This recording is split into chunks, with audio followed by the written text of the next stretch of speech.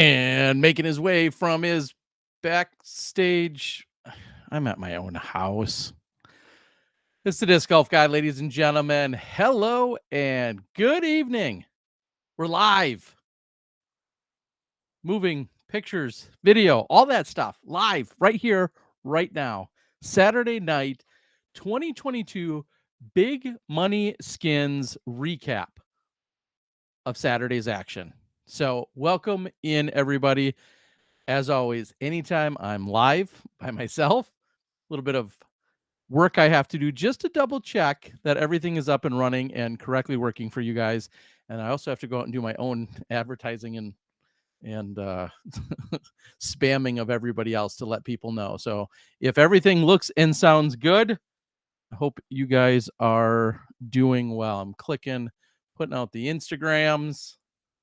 Gonna see if I can also make a click or two to make sure that we can put the video out there, let people know on the Facebooks.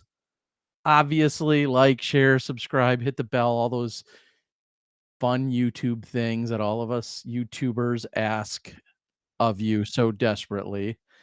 But it's going to be just a moment or two so that I can get everything up and running. And Goog, yeah, or Gold, or however you pronounce his name. I'm not Rich, from earlier, but holy cow, I'm sorry, I'm not used to this setup either. So give me just a moment. I'm gonna update the thumbnail. I'm gonna put a few details out here on the internets. You guys can chat among yourselves. Can't wait till Germ retires and we get him on live full time, Joe says. Thank you, Terry. The DG community owes you big time for helping keep this thing afloat. Hey, I wouldn't go thanking me for anything at this point, that's for sure. But I am excited to talk a little bit. I did actually just have a conversation with the guys over at GK Pro. They had some incredible insight and some information, and I'm going to do my best to share it and pass it along as best I can. I should disclose this right now. I'm in no way, shape, or form a PR firm, but I do appreciate, and as I told them, I don't know if there's anyone that's maybe more empathetic.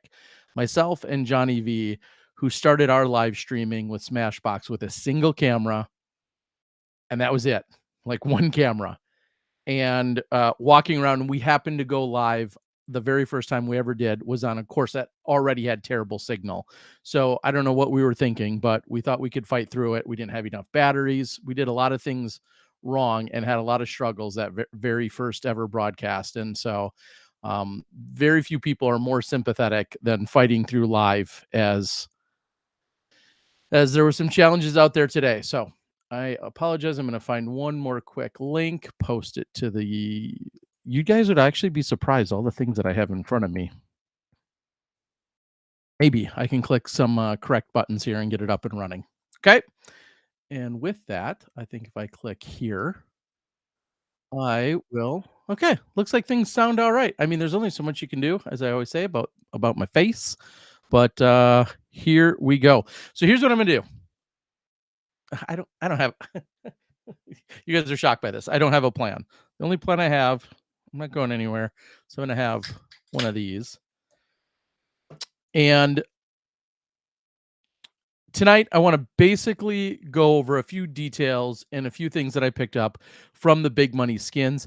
Full disclosure, I did not keep up on what was going down yesterday. I know they had a play-in, and I can read you some of those details. I know there was some form of a play-in to help get the field size. Then today, this morning, they played Stableford scoring, which is really unique, and I'll break that down. They played Stableford scoring during the morning round, and then that allowed them to go from 48 players, 96 players, down to the 48 that I think was it 96, then 48 down to 16. Is that how it worked? I don't know. They trimmed up the field size. You'd think I could read it here. So first of all, Stableford scoring. Oh, this was all posted out there as well. It was something that they did this morning. I've seen this. I've never really participated in anything this way. Clearly, it advantages people that are not only ultra aggressive, but yeah, maybe go for bigger shots, to go for crazier shots, I think is the long and short of it. But what it talks about here is points are awarded for an albatross, which is you get 15 points for an albatross. We know that's incredibly rare. Eagle, you get 9 points. If you were to card an eagle when you're playing just regular golf out there, you card an eagle, you get 9 points. A birdie gets you 4 points, and a par gets you 1 point. Whether you take a bogey or a triple bogey or a 20 over, it doesn't matter. You get 0 points for that. So you get points, 1 for a par, 4 for birdie, 9 for eagle, and 15 for an albatross. That's what's posted on their website here. So everyone played that this morning and accumulated the points. For the most part, it doesn't even really matter who you played with. I don't believe it mattered whatsoever who you played with. It was just a matter of then your top point earners in this case. So unlike a normal day of golf, you're trying to have the highest score in this case, as opposed to having a low score.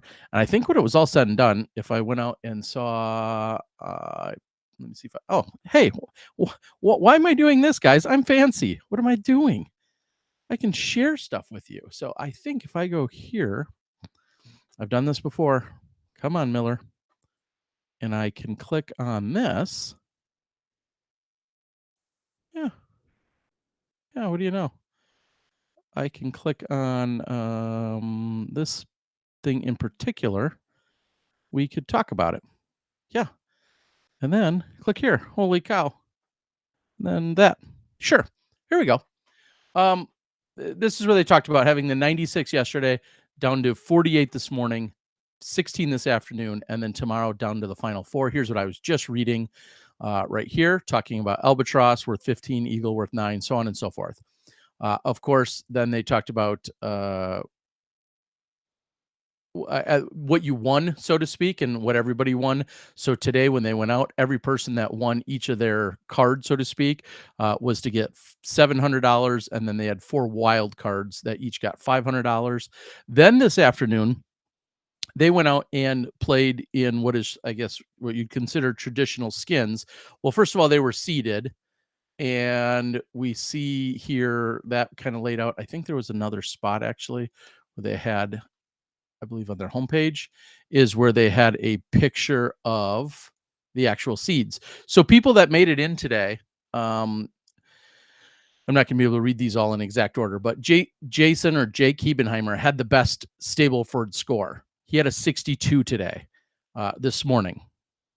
Right. So he had a 62. Nico LaCastro had the second best score at 61. Third best score was James Conrad at 58. And Jakub Semerad had got the 4th seed by having 54 points. And then it kind of went from there. All right. So I think what's most impressive, and I know it might be tough for some of you to read, but what's crazy is the people that didn't score well in this format, where aggressive, big shots and whatnot can be highly rewarded. Look at who didn't make it in. Aaron Gossage, Chandler Fry, Chris Dickerson, Kyle Klein, TG, Thomas Gilbert, Eagle McMahon, Andrew Presnell, who doesn't live too far from there, Cale LaVisca, Emerson Keith, Gavin Babcock, Tristan Tanner, who throws a mile, Simon Lizotte, I think he can throw. Nolan Greider's out of Texas, Alden Harris, Ben Calloway, Jeremy Coling had one of the lower point totals at 29, and so on and so forth. So those are all the people that did not. Kevin Jones, and I'm of course, I'm naming some of your most recognizable names there. All had lower point totals, as opposed to the people that did. Jake Hebenheimer, Ezra Aderhold, Raven Newsom, and Paul Ulibarri. Now, what matters is they seeded all of these competitors, and then you had to win the most skins on your card. So on the card, and I apologize if this is elementary for some of you. I don't think that it is, because there was a little confusion. So on this card in particular, Jake Hebenheimer, Ezra Aderhold, Raven Newsom, and Paul Ulibarri all were on the same card, and whoever had the most skins during this afternoon's round, that's who went forward. And spoiler alert, folks, out of that card, Paul Ulibarri had the most skins. I think it was 7, and he moved on with 40, Yeah, he moved on. He's going to the finals. 7 skins.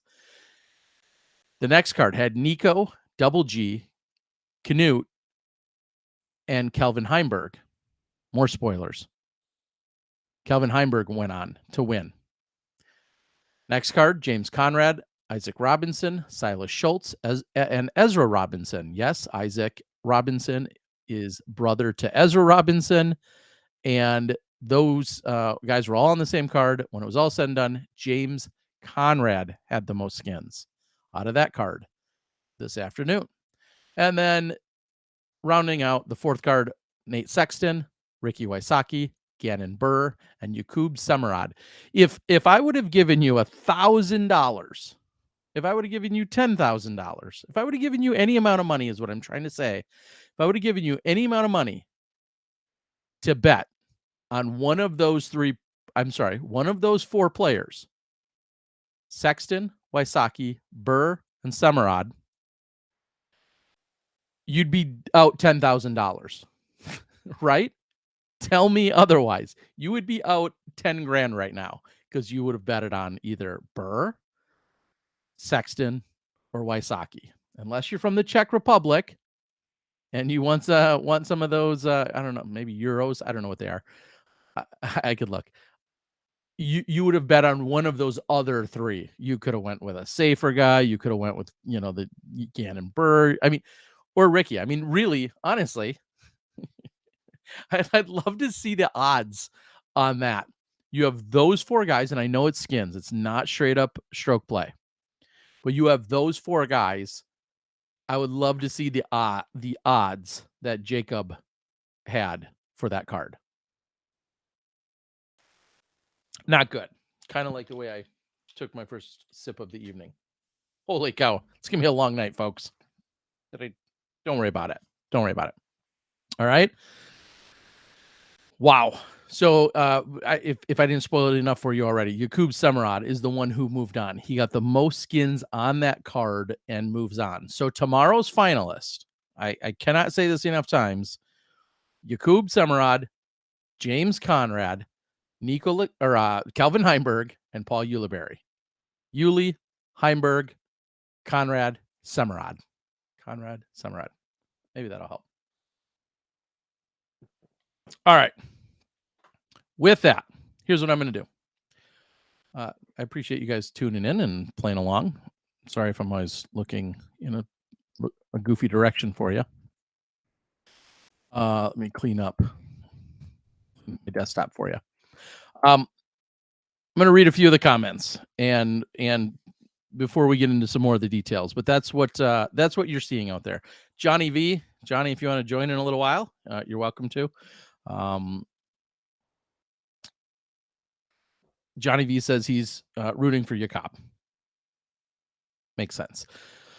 It's a Czech crown. P Wheat 23 says it's a Czech crown. Okay. Kind of random, it seems. Right place, right time. I don't know if I like it, says Roger. To be fair, if this is what was set out, I feel like it's always a fair statement for really any competitive play or format or scenario or tournament. There's definitely times where rules can be a little bit wonky or out of the ordinary. As long as they're laid out ahead of time and everybody knows what they are, you know what you signed up for, so to speak. And speaking of signing up, some of the people I know of, at least, I don't know how many, I can't spell out every one of them. Some of the competitors, even ones that aren't moving on, were I believe paid some form of appearance fee and or had some additional incentive to be here and to be part of this. So you may or may not have won any skins. You may or may not be moving on, but you definitely didn't probably leave empty-handed if you're of a certain status. Okay. Also, this is worth noting. I think this is important. Earning skins, whether it was this afternoon or tomorrow in our finals, or you earn money in the Stableford scenario this morning, any money you've earned, so to speak, you keep. It's not like Yeah, you get that money, and maybe that might sound obvious to some. I don't know if it does to everybody, but you do get to keep that money. So, some people are gonna go home with a few $100 in their pocket, some a few thousand, but any money that you've earned thus far, you get. Okay? Yeah. Um, I'm gonna continue to read a few more things down the board, just to see if there's anything that I'm missing as, you guys are all out here taking it in. It's crazy. I'm never if I had to think back how many times I've been home on a Saturday night, it's probably been about twice in the last 6 months. Feels weird, I'm not gonna lie. I did get to go to my daughter's volleyball games. First, I got to go to Great America for her birthday yesterday or the day before, then got to go to her volleyball games. Tomorrow, I go to my other daughter's volleyball games. It's pretty awesome. Alright. Easy day for Calvin is what David Cooper says. I don't know. Clearly these other guys know how to play the course or some version of the course to get where they did today. So you never know. They talked to Yakub, and he was very honest about how lucky he got taking 8 skins on a hole he parked. Yeah, I saw that interview, and I do think that's awesome. I mean, that we all know skins clearly is a crazy, super fun format. Anything can happen. Shots are being thrown. Recovery shots sometimes get thrown. There's so many things that can go down. That's what makes skins potentially so exciting. I definitely agree with that much. Joe says, I love the final card so much. And I can understand that. How come they made the event free for the public? Well, I'll get to that in a moment, Danny. That's definitely a big point of the conversations today. Anyone find Mason Productions on the internet anywhere? I did. And funny enough, it just took me a little bit of Googling, but mason.agency is where I found some information. Mason.agency. And I'll get to that. I'm going to try and break some of that down in a moment from what I've learned or heard. Yuli is my Simon for this group. Any previous work? Yes, Mason has done lots of other work. In fact, tell me in the comments if you watched Tuesday night Smashbox podcast. We had Luke Humphreys along with GK's own Isaac, and we talked extensively, kind of about the game plan. And I think well, I know all of our questions at the time were very valid and or concerns. And unfortunately, a few of those, even though we had answers at the time, a few of those weren't quite as not to GK's fault. A few of those answers, though, were unfortunately a little off the mark, which I'll get to. Can we get Goon Terry commentary round? No, Terry, you got any ladybugs in there with you? No, I haven't swatted any yet. The best that I've got is a wolf. I've got wolf, and I have been talking to my friends at Founders, but if I'm really keeping it, that's another state over, right? That's Michigan. I do want to work with you, Founders. I hear you. We see each other loud and clear. Until then, also, I'm going to have to thank my friends at Three Sheeps, which is just up the road about an hour. And Three Sheeps Brewing, and they have this very special release that is called Wolf. Very cool can for starters when it does. I don't know if I can read this, but it is worth sharing because this is that is such a dark. It is an imperial stout aged in bourbon barrels, kind of like my friends at Backwoods Bastard, right? This is a special to release. I don't know where all the other details are. Maybe that's it. Maybe I'm thinking of the packaging, the other packaging. I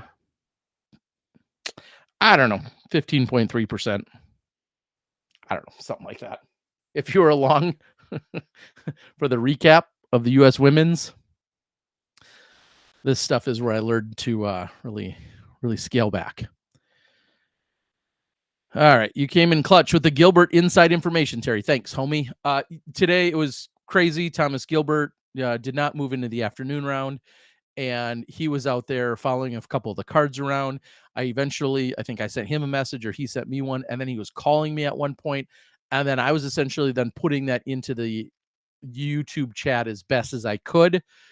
One of the challenges that I guess I assumed that we've gotten so accustomed to our friends over at UDisc that when you don't have scoring for live, it can make things out, and then you have like this really unique format on top of it. It can make for some additional challenges, and that was exactly what ultimately unfolded. So it was really big shout out to Thomas Gilbert for constantly giving me an update so that I could put it in the chat once we got near the end of the round. Crossing my fingers. Terry, why not pull the plug after the first couple hours were a failure? Get the post guys out there and pivot. I because I'll say probably because almost anytime you have, they've worked on this for weeks or months, and it probably depended on what you feel like is the severity. Are you at a point of no return, or you've worked on it, this is the plan, and just to like you don't want to give up too early either. And that would be my only guess. Some things are, there was a real possibility with the right people and the right know-how to turn it around for the afternoon. And I'm even more convinced of that after talking to the GK Pro guys. It really largely sounds to me like this Mason agency just didn't have their ducks in a row. And it's really frustrating because to even hear of some of the mistakes that they make or that we saw right in front of us, I am not a show switcher like Johnny V is, but there's some stuff that I was really shocked that they were struggling with.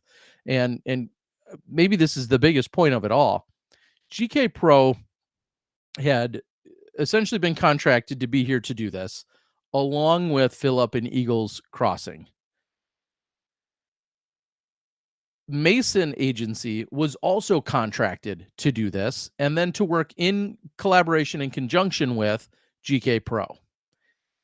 And it seems as if this Mason Agency, if I'm going to put it in the most blunt of terms, very much overpromised a lot and very much underdelivered a lot in a lot of ways. We'll get to some of those specifics. So, is it easy just to pivot? And not necessarily. You've been promoting this, you've been pitching it, you've been literally selling it as this pay-per-view model. I don't think pivoting is as easy, especially when you're dealing with a crew of a handful or a half dozen or a dozen Mason agency people that are supposed to be doing their live thing, and then you have a GK Pro crew of 3 to 4 to 5 people who are supposed to be, also in on the process, just like up and switching the entire format at a moment's notice. Easier said than done with that limited of a crew. Jeff, I appreciate you. I did not try any mead yet. It has arrived. Tonight would have been a good night for it, but I did not try your mead. So I'm really excited to do that. Yeah, 15.3. Cheers. If I were to rank beverages, this is top 3 on the planet for me. It's good. Okay. Mason, GK Pro didn't hire Mason, was the Eagles Crossing owner who found them. That is exactly it. And I think that's a huge distinction to make, is that GK Pro did not actively seek out and specifically hire and directly work with initially with this Mason agency. It sounds like there was a referral of a friend, and the owner over at Eagles Crossing effectively was the one that wrote a not quite 6-figure check, but not too far short of a 6-figure check. And I'm not gonna cry. I'm not gonna cry when I hear that. But when I see what they produced, to hear of such compensation almost makes me want to cry. Okay. A couple more things here before I get into more details. Were the camera people all working for Mason? They didn't seem to know how to film disc golf. Short answer, yes. Hired union camera operators, which, again, something a little different that disc golf's not used to. Disc golf, for the most part, has been a small crew of people that have all taught one another how to film and or have that background. So to have people come in that were from the outside, not only outside disc golf, but outside maybe even Mason directly, to then have them come in and then do that, and then not necessarily be fully present and aware of the intricacies of filming disc golf feels like again a very major fail on behalf of the prep and this Mason agency. Yeah. Um, Daniel says, I feel sorry for GK Pro, unlucky outsourcing, but it will come around. Thanks. I couldn't agree more. I mean, if we really want to like really massively high level overview, snapshot this and recap it for today, I'm going to say that that feels like a pretty fair assessment, in my opinion. Scattered was an understatement.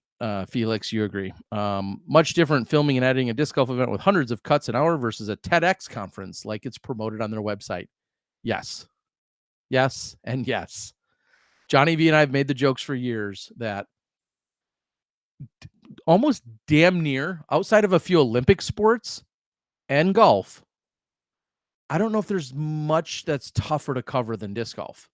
You're walking through all sorts of crazy terrain, usually in the woods or near woods, in any weather condition, with all these different cameras that need to, you know, not just be in sync, but all these cameras that need to kind of dance around a course. I'd love to go film Ultimate. Charlie Eisenhood, hire me, please. Please, I could press those buttons or talk about it.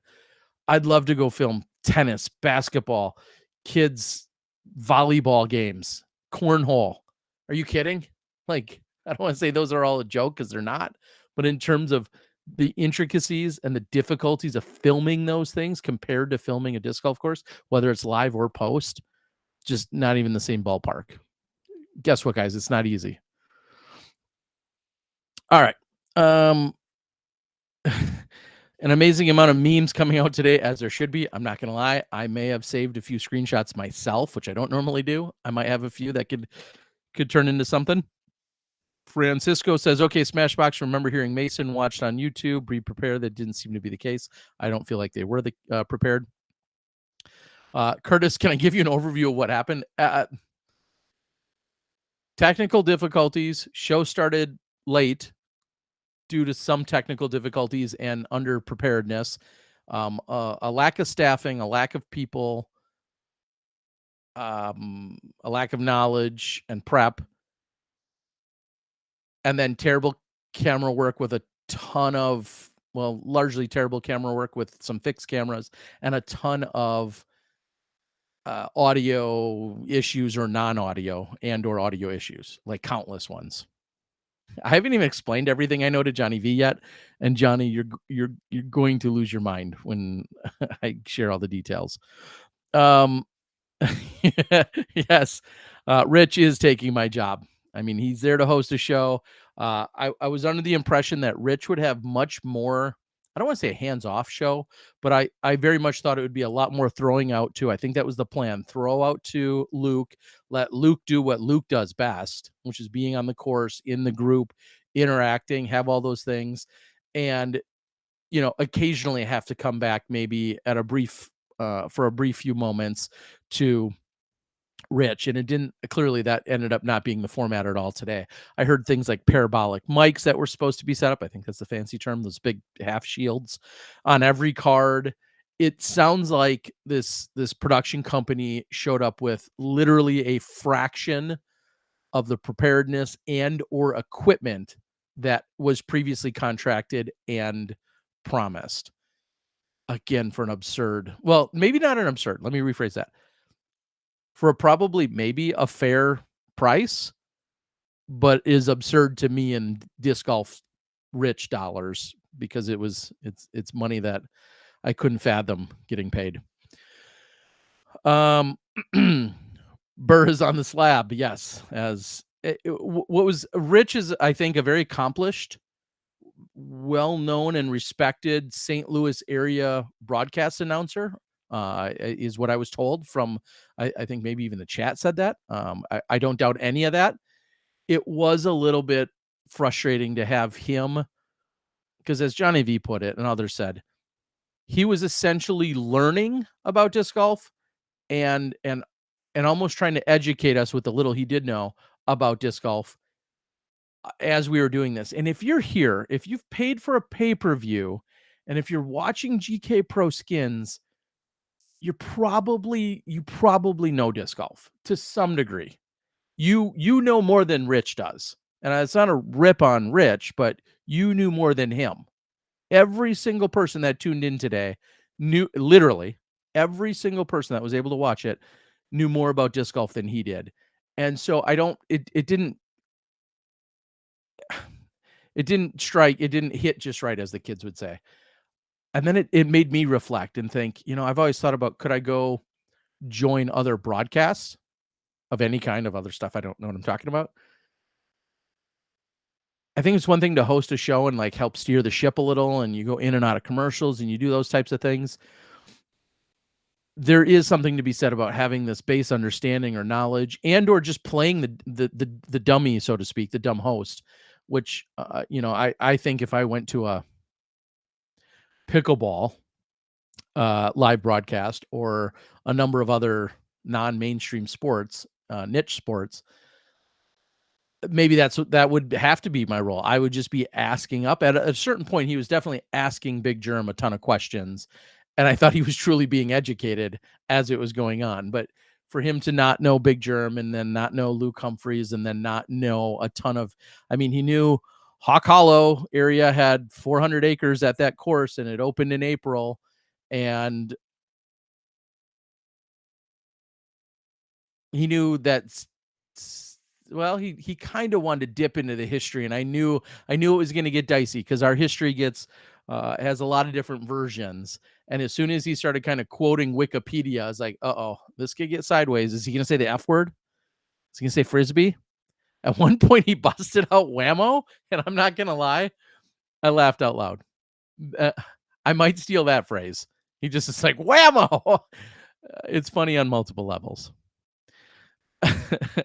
So there's, I think probably just covered a few people asking about the anchor guy.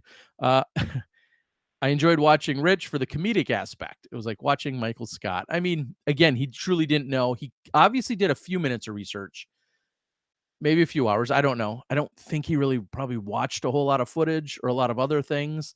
There's a few quotes I probably wrote down somewhere that did tickle me though, when and he did make some comment to Germ about like something about, wouldn't you like to be out there? And I don't think he realized Germ had just been eliminated from the morning round. I was like, that's awkward. Yeah, Germ would like to be out there. So I thought it was funny. In somewhat of a mean way.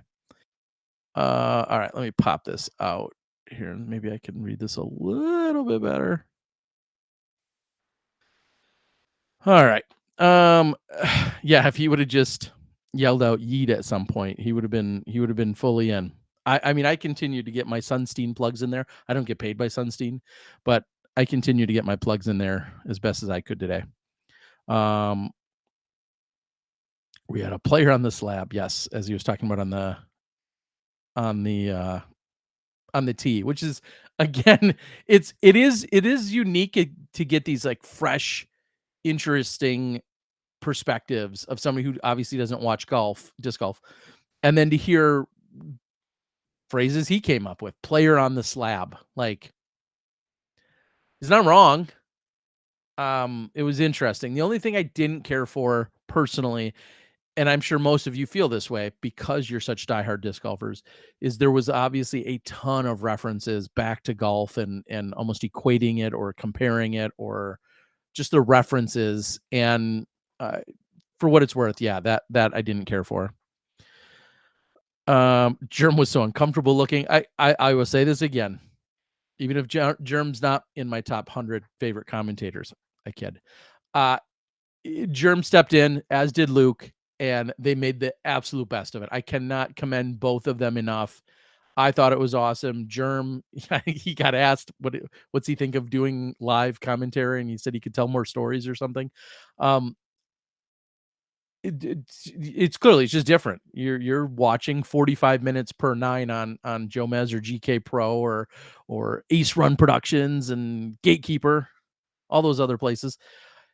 And then live is clearly a different story. And sometimes you want to fill the air, sometimes you don't. But great job. Absolutely couldn't say it enough. Um, Start planning for next year's event. We knew there were restrooms. Spill the beans. Do you have anything getting with Calvin in the booth? I did not. I did say though, because we know how Calvin likes to interview, and then we know kind of what Rich does or doesn't know. To have Rich and Calvin, and like Calvin, if Calvin would have treated that like he treated every interview when I first started talking to him, it would have been gold. He Calvin was almost too polite, because I wish we would have got the full Calvin experience of Calvin deadpan, straight answers, short, straight, basic answers. That would have been better, but Calvin, you let me down. Mm, yeah. Louis, he's right though. If you win enough skins, you can go without playing the 18 holes. That wasn't an inaccurate statement this afternoon. If you won, I'll just say it's obviously kind of like a match play to some degree. If you won the first 9 skins on hole 9, and then you didn't win no one won hole 10, then you won the match. Like, or let's just say, yeah, even one person. Well, no, I guess technically the other person could win 9. Anyway, by hole 11, like in theory, the match could be done. Yeah. So if Calvin wins all 9 skins, and then Nate Sexton wins a skin who's playing with him, and then Yakub wins a skin who's playing with him, that means no other person could get to 9 as well and match Calvin. So in theory, now you'd want to keep playing because there's skins and then there's money associated with those skins, but in a sense, you wouldn't have had to play all 18 holes today. And that some of that strategy did come into play. Joshua says I'm looking thinner tonight. No, I'm not. I'm at my max weight. Not loving it, but changes start Monday, I guess. Is tomorrow going to be live? So here we go, folks. Here is what I can tell you. No, tomorrow will not be live. Tomorrow afternoon, the match, the round, will start at 1 p.m. Central. It is not going to be live to the world. For lack of a better phrase, it sounds as if this Mason agency, Mason Communications, got the full-blown axe. Like, hey, I'm guessing it was in more brutal terms than this. Hey, cool, you're cut. Get the F out of here. Is my is my understanding of how it likely went down. Underprepared, didn't show up with enough or any or nearly as much of the promised equipment, and did not were just simply were not doing the job at all. Like, they essentially contracted, and this goes back to Tuesday night's podcast. They essentially contracted for a what they called an ESPN quality broadcast. Great cameras, great stream, great feed, graphics, replays, standard things that we've kind of become accustomed to. They were promised all of that. There's definitely a contract in place. Now, what will happen between Eagles Crossing and Mason agency? I don't know. That's not for me to really know. Will there be any kind of I know payment's been made in full. Will there be any kind of, I don't want to call it a rebate, refund or partial refund or reimbursement, or will there be any kind of litigation? Or I can't speak to any of that. I'm sure no one even knows at this point entirely. But it sounds as if they were in fact paid in full and massively under delivered. I'll give one specific that I think is fair to share. At one point this morning, it sounds like things were a little tardy from the get-go, which is not a good sign. At one point this morning, it sounds as if some of these contracted people from Mason were opening walkie-talkie packs, brand new walkie-talkie packs that then did not have the appropriate headsets and earpieces. I like the idea of opening up brand new packs. Hey, we got this great gig. We're going to go cover this event. I got brand new walkie-talkies. Yeah, in theory, that doesn't sound like it's a problem.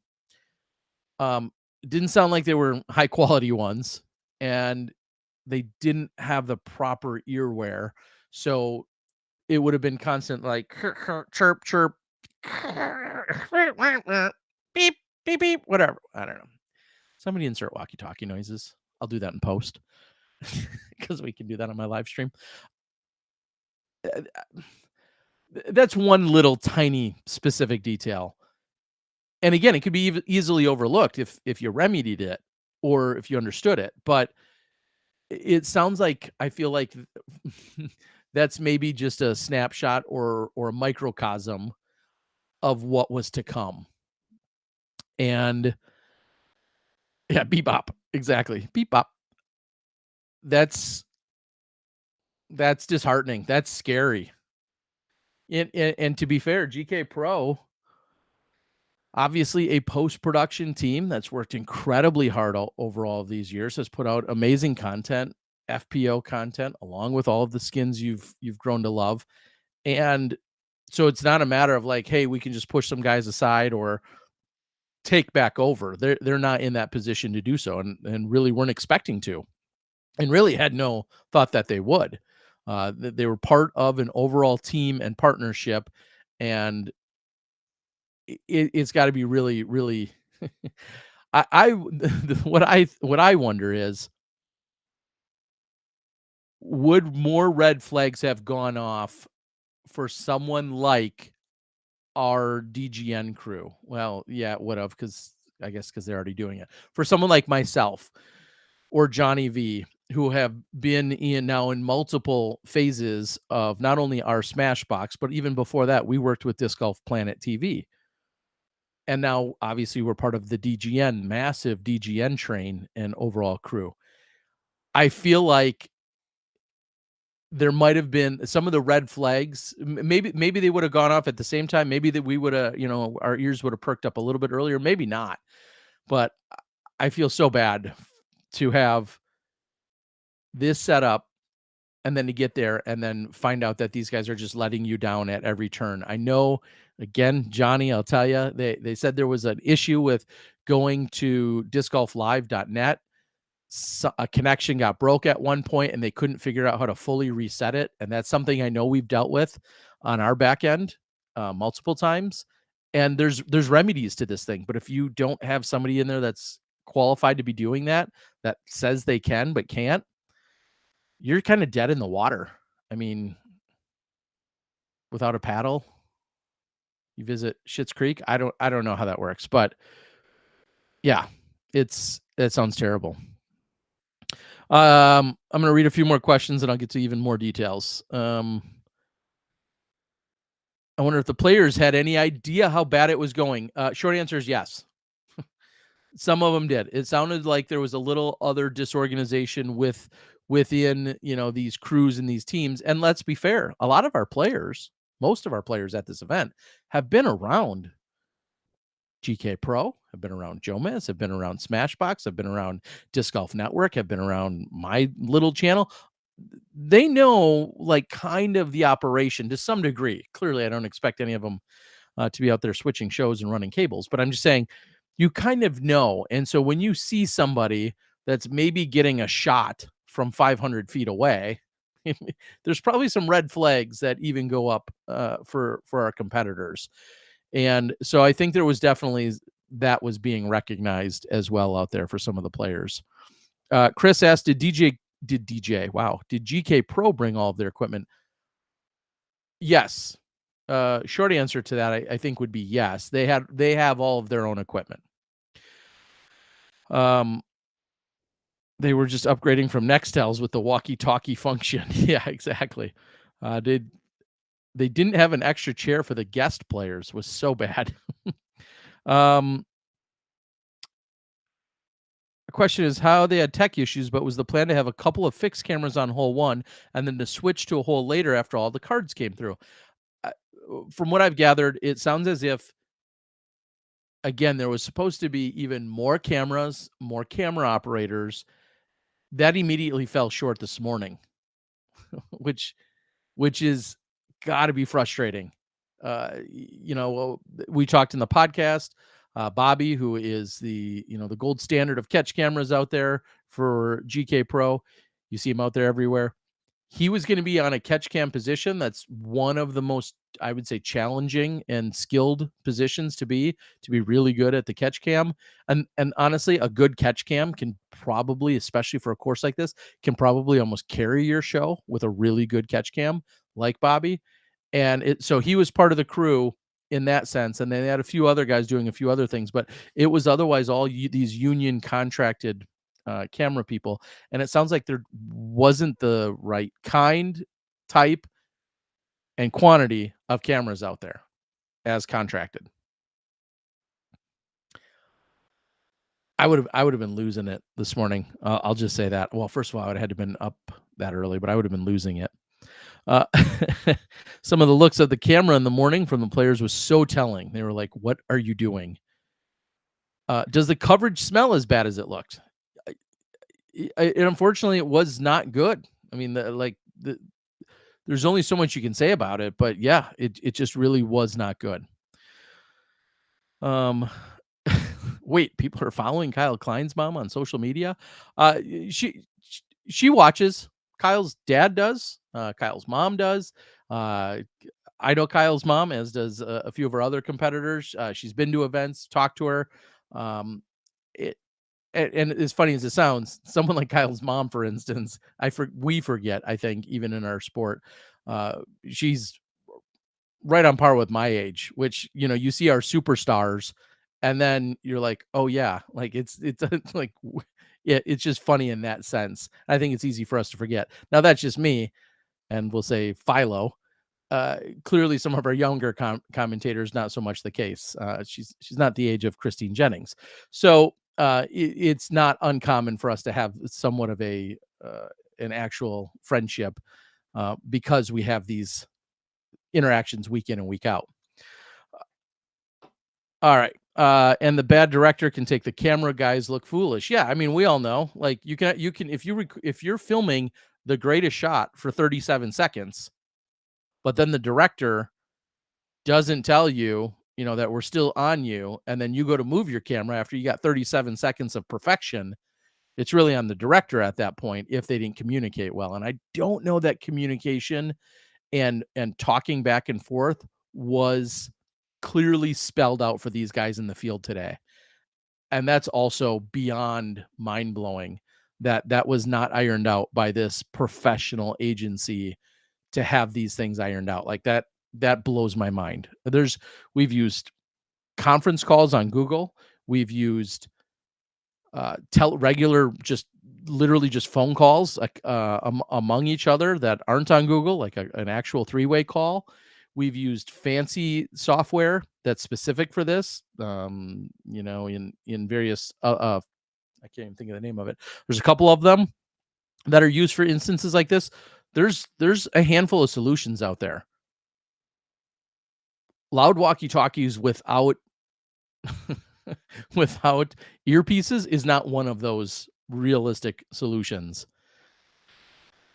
To be fair, Johnny V and I were really frustrated watching this today because so many of these mistakes are either obvious or common or easily fixable if you know what you're doing. I got more mad once I heard more of the details of how it went down. Like that infuriated me even more to hear of some of the major oversights that were done by this production company. It's infuriating, and I'm just a talking head. Daniel says, so from Norway, I was extremely disappointed, but I did understand that it was a hired crew that was at fault. But your frustration still is understandable. None of the local disc golf community near EC is surprised by this hole, to say the least. Okay. Please make everything okay again. What's up, Terry? The LAD. I don't know what LAD is. I don't know what that means. Hopefully it's not bad. At least we're talking about the other thing anymore. So let's get this straight. The outside disc golf contractors to cover why. I believe there was a conversation at one point with Disc Golf Network. There were some legitimate struggles and challenges and hurdles that we didn't know they didn't know. I didn't have any part of it, but didn't sound like it was easy to overcome them. And at that point, a referral came from a friend of a friend or an acquaintance or a business partner of a business partner, which then ultimately led to the company that was brought in. And when you're getting written a check of this size, it seems absurd to me that you show up and put in the effort and the energy and the work that you did. So, yeah, that's bizarre. So here's what most of you here's one of the big payoffs that I know most of you want to get to. Payoff question of the night, maybe.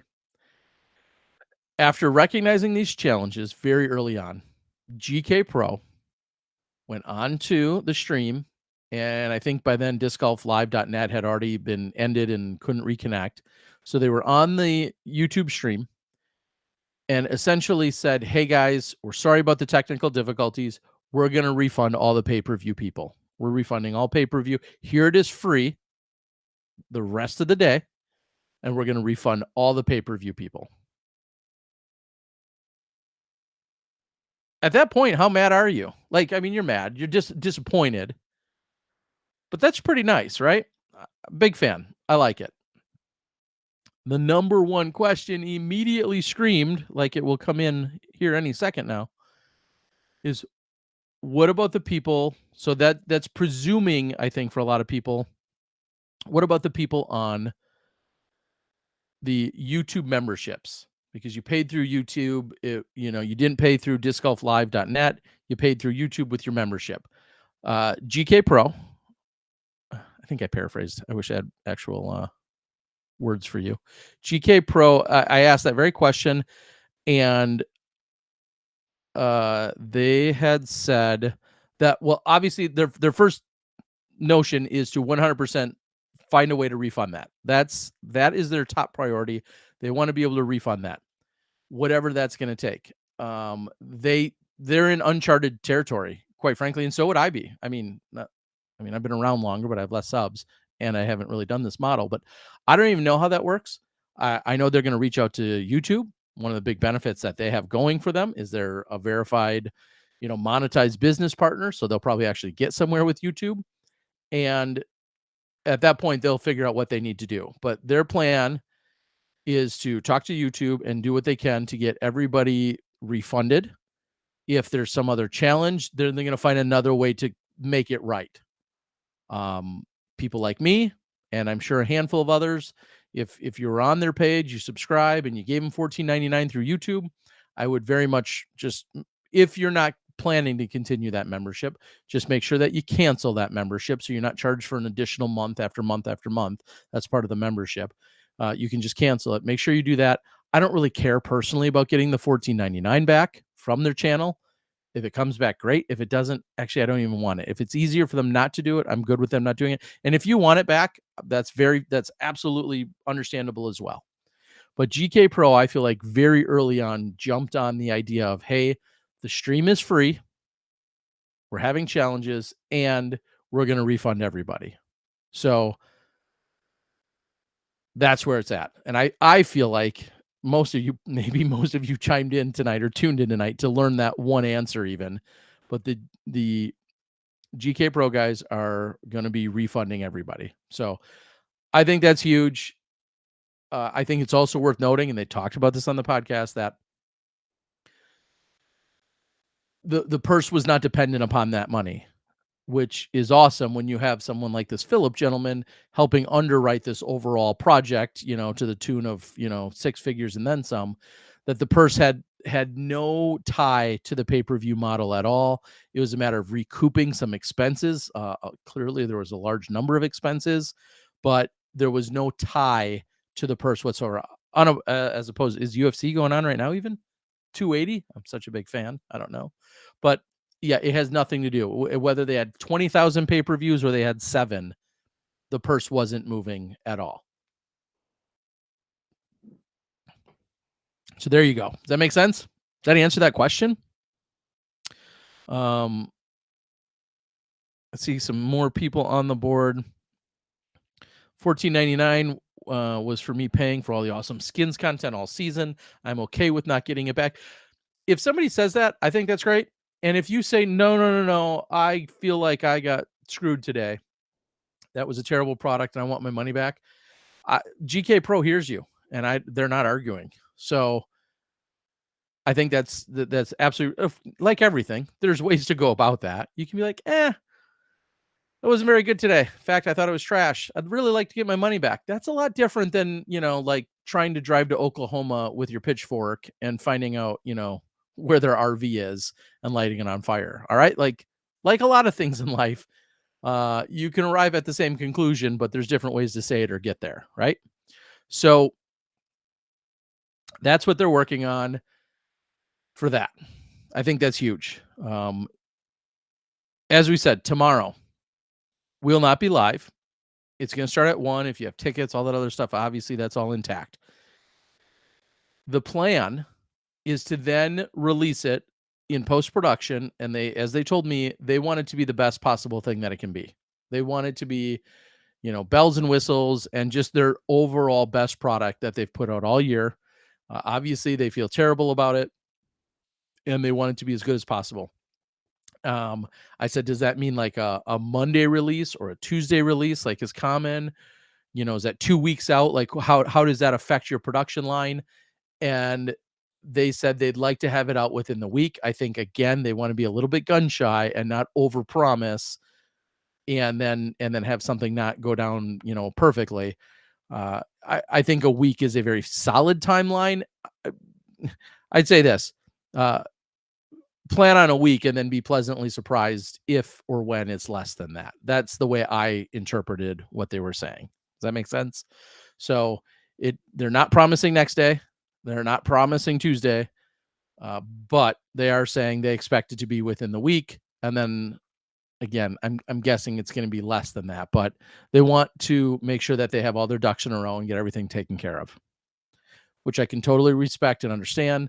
The last thing you want to do is let somebody down, whether it's your fault or not, let somebody down. And then a week or a couple or 24 hours later goes by and then you're still, massively frustrated and or bitter about it. Okay. Here's some other interesting information that you may already know that I did want to clarify. My super chat is available. No, that's not what I was going to tell you, but it is. Oh, what a terrible joke I had. Okay. What's really cool about this format tomorrow, and maybe I can bring it up, and I don't even know if it's going to matter if I show it to you. But one of the formats for tomorrow, and somebody was actually just asking for that, so maybe my timing's spot on. What button? Man, I'm like, never mind. I don't know what I'm clicking on.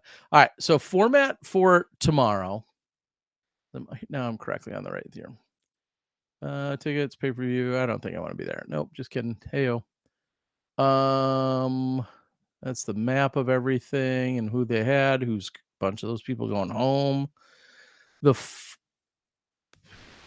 I bet. I'll be honest. I didn't spend a lot of time on here, but event schedule has it. The format tomorrow is skins. Straight up, the most skins won. So it is essentially just like it was this afternoon. And it's the most skins won, not the value attached to those skins. So here's my example. Here on holes 1 through 18, they vary. The least amount of skin is worth is $1,000 to the most being $2,500.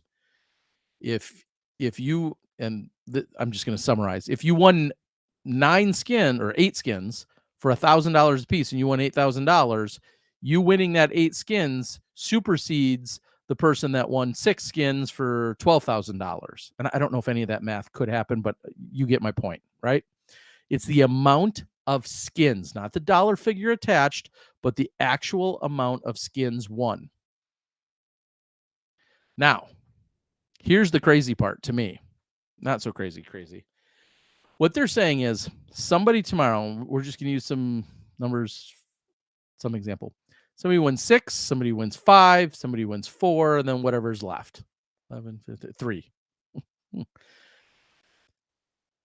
Let's say the person that wins 6 skins wins 6 $1,000 skins.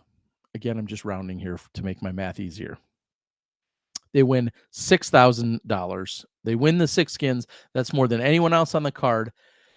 What they're doing then is bringing the dollar figure to an even 50 grand and basically um, making up the difference to get it to 50,000 for first place. That's the game plan. I guess if these players are really played it right, that's how they could extract the most money out of all this. But yeah, it's whoever wins the most skins. Now, if somebody wins 18 skins, and I honestly I don't even know what the number adds up to. Let's just play pretend for my math, wins 18 skins and they win $36,000. Then they'll just match they make up the difference of $14,000. That is some quick math for you guys. So they'll make up the $14,000 difference. If somebody wins all 18 skins and that happens to equal 36 grand, they'll throw 14 more on top of it and say, here you go, here's your 50K. That's insane. I mean, there's a way that this could be a lot more expensive. Obviously, that's the cheapest way it could go for the payout and for the for Eagles Crossing. And the most expensive way would be some kind of playoff because it goes 6-5-5-4 or whatever. Okay, that math doesn't add up. You know what I mean. 6-6-3-3, whatever. It doesn't matter. Point is, they get to that 50 grand. Now, if you win whatever you win, you still keep. And I said that earlier. You still keep it. So it could go 5-5-4-4. I forget what the tiebreaker is, but it could go 5-5-4-4 to make up 18 skins. They're going to pay out, the 13 of them to the guys, to the 3 guys, and then they're going to pay out the 5 to the winner, whoever goes on to be the winner. I think there's a sudden death playoff in that case with those 2 people, and then get them to the 50,000. All right, so DG says that's not the way it was publicized ever. I hope I'm not wrong then. I mean, I've been wrong once. Back in the 80s.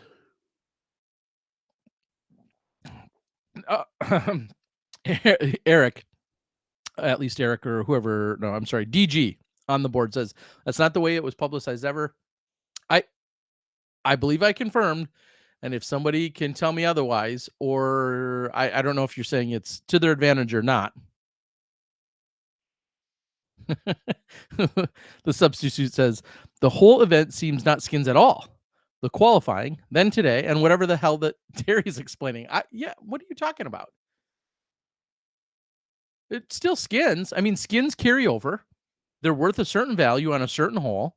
If nobody wins the hole outright, they carry over to the next hole. I'm just saying in crazy scenarios, it could be somebody could win 5 skins, somebody else could win 5 skins, and 2 other people could each win 4 skins. Insert joke there. Like, I don't know. I don't understand why that's not skins. I don't know what's confusing about that. Okay.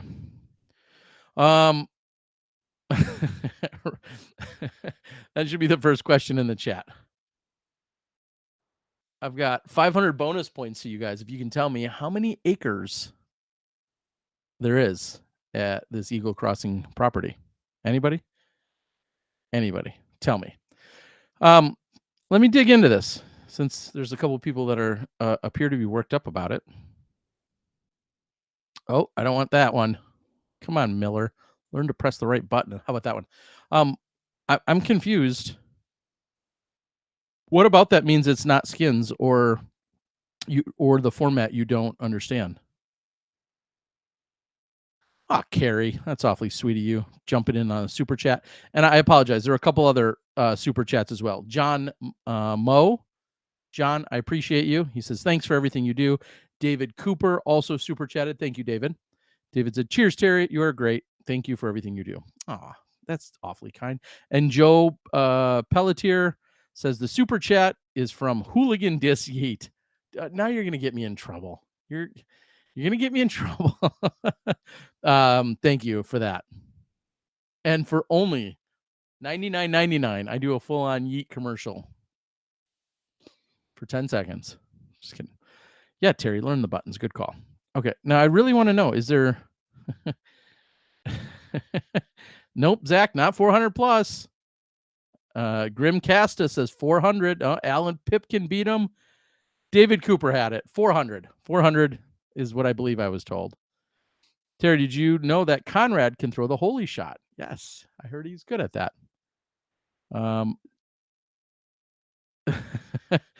Always and forever, Johnny V. Wouldn't be sudden death playoff. It should be a 7-month cumulative stable for scoring, including a pitch and putt course. I wouldn't be opposed to that. I wish there were more like dinky par threes. I know everyone's like, oh, those are so easy. Yeah, but there's this equal amount of pressure to also still get it. It seems like everybody should, but how silly do you look when you don't get it? And that's why I always challenge people. You think a course is easy? Oh, it's so easy as pitch and putt.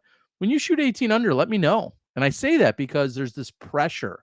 Once you get 6 birdies in a row, are you going to lose it? Once you get to 9 or 10 or 12 birdies in a row, oh my gosh, holes 16, 17, and 18 are super easy to close out on. But now you're thinking about an 18 under. I say this all the time. Go out to a hole and played 18 times. The easiest hole you can think of. Played 18 times in a row. I bet you don't shoot 18 under. I'll just bet you don't. 200 feet, wide open. I bet you don't shoot 18 under. You go, putt it out, walk back, putt it out. You won't shoot 18 under. Just saying. Kevin Volmar says a penny for every acre of coverage from you today. Well, to be fair, I didn't do any of the real coverage, but I do appreciate that. Do I know Paul Macbeth's nipples? No comment. I don't. The question is, will the winner be told before post-production comes out? Yeah, I mean, there's going to be, I'm sure, some social media. I'm sure there's going to be conversation. It's let's put it this way. This is the largest single paycheck in disc golf history. I don't expect somebody not to spoil that. I hate to even use the term. I don't expect somebody not to mention that tomorrow. And I'm never logging off disc golf Facebook and YouTube and blah, blah, blah, blah, and Reddit and all. I'm not logging off those for anything ever, period, in my life. So I will see it as instantly as it happens, I'm sure, tomorrow. I would expect it to. And if you want to wait for it, then unfortunately, there's an undisclosed amount of time you're going to have to wait. King Heiser, say what you want when everything goes wrong. Ryan says, Earl, I missed a lot of the broadcast. Say, what Normand references was he pulling on? The question is, will the winner be told? Yep. Terry hesitated about Paul's nipples. I've known the guy since 2007. I did love Big Germ smirks throughout the coverage. Definitely told the underlying frustration. Yeah, I mean, you know, I'll say it again. It's the last time I compliment him here. Big Germ did great. Luke did great. You know, they were pushed in this situation, and I'll go ahead and say I think GK Pro feels, you know, that they frustrated and or let down a lot of fans today and subscribers. I mean, that goes without saying, and to have your hands to some degree tied like they did, or largely tied, and to there's nothing more frustrating. I mean, here's maybe the perfect analogy, right? You're playing alternate shot. You throw a shot to 12 feet, a putt you can make with your eyes closed, but you're playing alternate shot, and you get up there and your partner airballs it and then it rolls down a hill. Like, how mad are you, right? That's probably how GK Pro felt today. Like, showed up, you got your bag, you got your plan, you're ready to go. You park a shot, or you showed up and did everything that you needed to do at being a good partner in this process, and then they show up and start airballing putts from 12 feet. That's probably throwing it out of bounds. That's probably what it felt like. Jeremy says, I'm going to watch it now with volume off while I listen to Terry. I'm not going to lie. There's going to be painful. Like, They had to cut to a lot of static shots. There wasn't a ton of golf. Audio worked and it didn't. I mean, it was painful. I don't need Johnny V's technical analysis to tell you guys it was painful. And everybody will tell you that. Um, Again tomorrow. Thanks, Billy. Hope you're doing well over there in Minnesota, probably. Kelvin, Yuli, Conrad, and Yakub. Those are your 4 finalists. I don't imagine a moment where everyone was involved with the production did not want it to go well. Germ explaining 4-stroke skin joke was priceless. That was funny. Coverage was a disaster. Paywall footage. They botched this one 6 ways to Sunday. I don't think a lot of people would disagree that there was a lot of heartbreak and letdown out there today. The largest winners purse in disc golf history feels pretty damn empty when it feels like the more energy is being focused on the paycheck instead of the sport itself. Okay, that's like a take. I mean, do you want them to each get $200 and then focus on the hugs and the high fives afterwards? Like, clearly competition is at the core of this. Like, whether it was how they qualified previously in the year, what they went through yesterday and today to get here for tomorrow, and now we have this big bonus check for an unsanctioned event that, like, I understand kind of where you're coming from, but at the same time, like, I don't think we should tie our own hands or have one hand behind our back and say, well, we don't need larger checks. If somebody's willing to help make one happen, I say I don't know why we don't embrace that. Chris said you quit watching. I don't blame you. I think a lot of people quit watching. There was a lot of frustration out there today. Brendan says, besides you and the YouTube chat, who helped keep this broadcast alive? Thomas, Germ, etc. Yeah, I've kind of touched on that quite a bit. Thomas Gilbert feeding me and Big Germ info turned out to be a little bit of a lifesaver. And I'm just some random guy in the chat that was like really oddly involved, and it only was due to random timing. If my daughter's volleyball matches would have been more in the afternoon, most of them were in the morning, I probably wouldn't have either been watching at all, or if I was, I wouldn't have been watching probably, just because I wanted to be present for that. So Big Germ not making the cut, and that was always part of the plan, whether it was Big Germ or Sexton or Yuli and or Luke. They had a number of people, and we talked about this, that were, eligible and able to step in and be part of the broadcasting team from the commentary talking head perspective. That was always kind of the plan. So it worked out really well to have Germ available the way he was, and then clutch for Thomas to show up the way he did as well, and continue to send us information. Any post edit content from different cameras, or it is all lost content? I'm under the impression this is largely going to be a loss in terms of what was filmed. I don't know how much was filmed really well in the first place, so that's why it's that much more exciting. I think they're talking about 4, maybe even 5 camera coverage for the skins to get filmed, or for the final round to get filmed tomorrow, with your standard GK Pro operation, which we know is top notch. So look for that. I wouldn't hold your breath, and I'd go as far as saying I'm under the impression that even Philip from Eagles Crossing has some frustration. He feels like he may have let down the disc golf community, and or let down a few of the players, and or the fans and whatever else out there. And sure, it largely was a failure in what went on today. It was a lesson learned too, which is another story. It was a lesson learned, but the fact that he feels that he's let down GK Pro and that he's let down the disc golf community, it could very easily be, something, someone who's not a lifelong disc golfer. He could very easily just be like, yeah, all right, well, that didn't go well, and this isn't really my, cup of tea.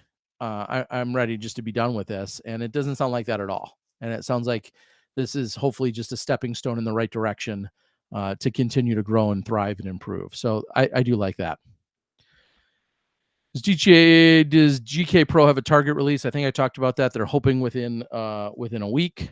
You want to say it, Terry? Noodles booger toss. It rolls off the tongue. Try it. There you go. Noodles booger toss. I said it.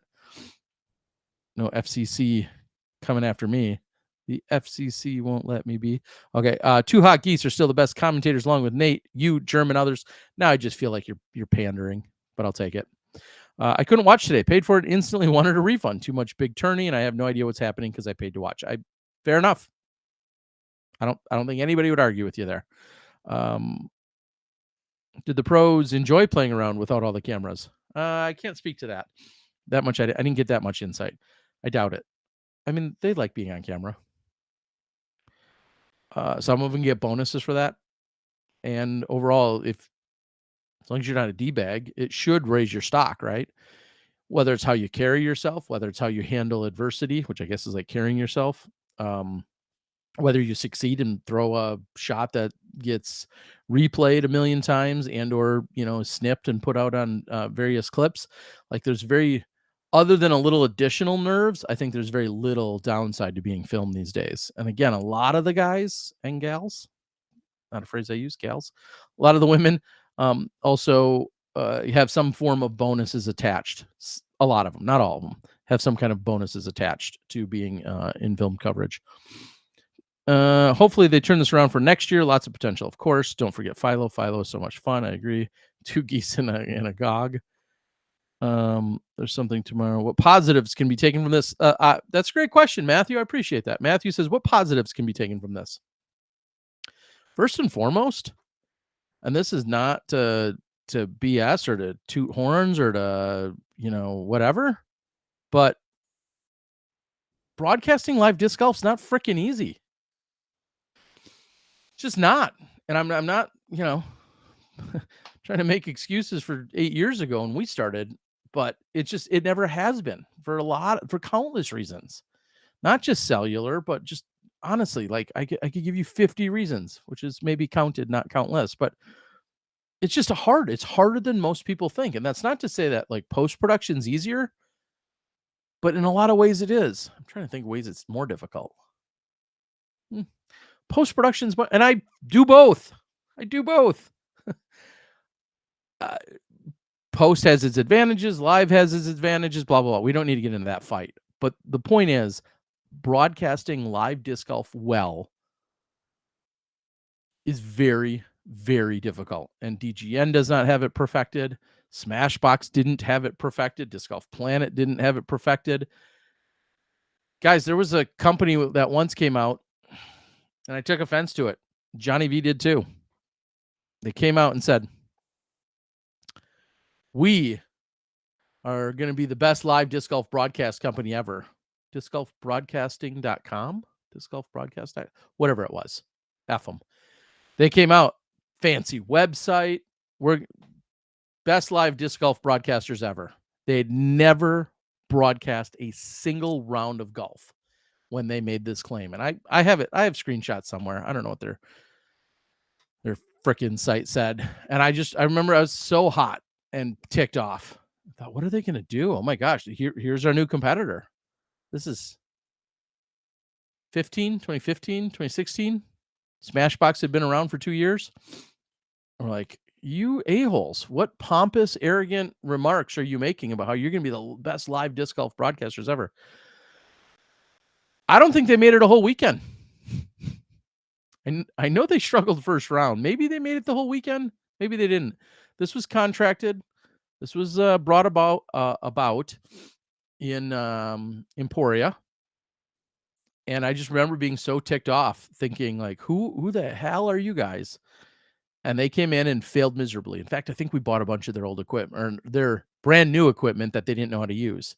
And this isn't to be arrogant, but this was to prove like it wasn't easy then. It's still not easy today. There's still a million challenges and there's definitely some downsides to it. But the long and short of it is it's not easy by any means. Anyway, they're gone.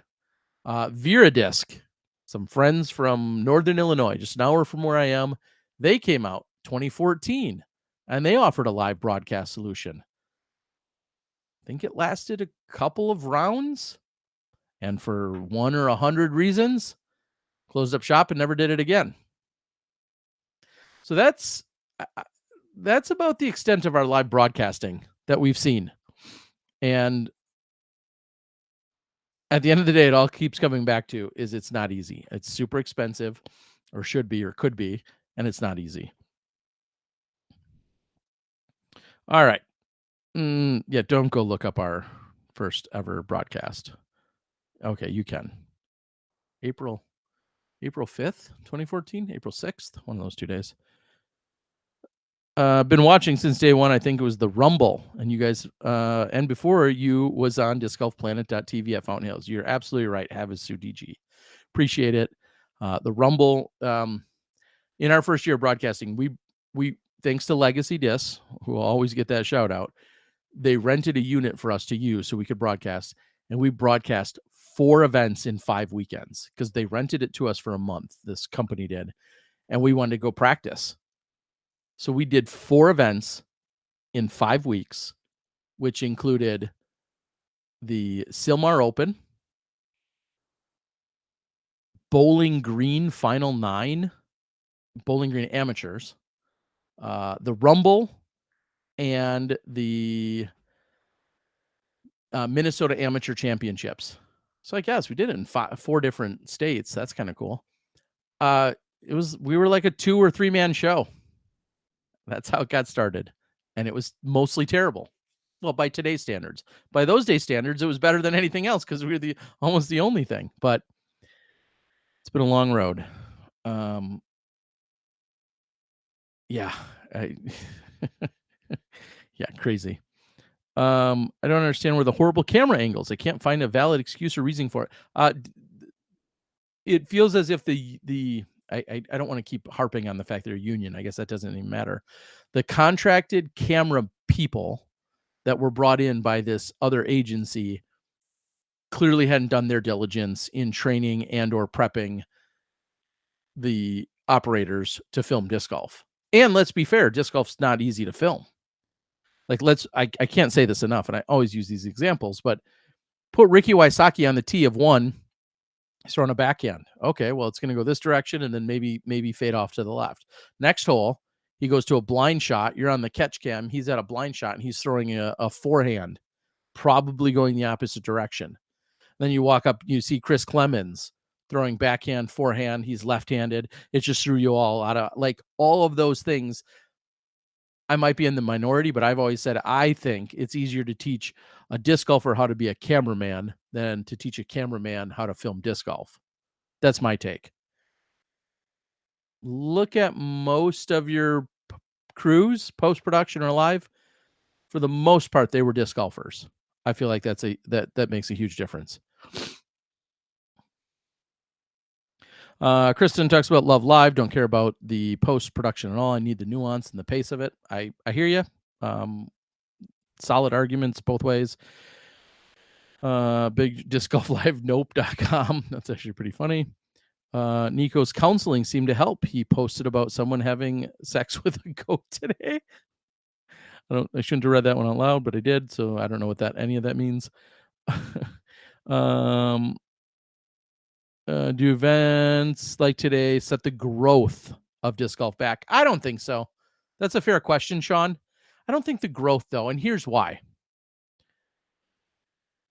Everyone that watched today, presumably, almost everyone that watched today, was already a disc golf fan.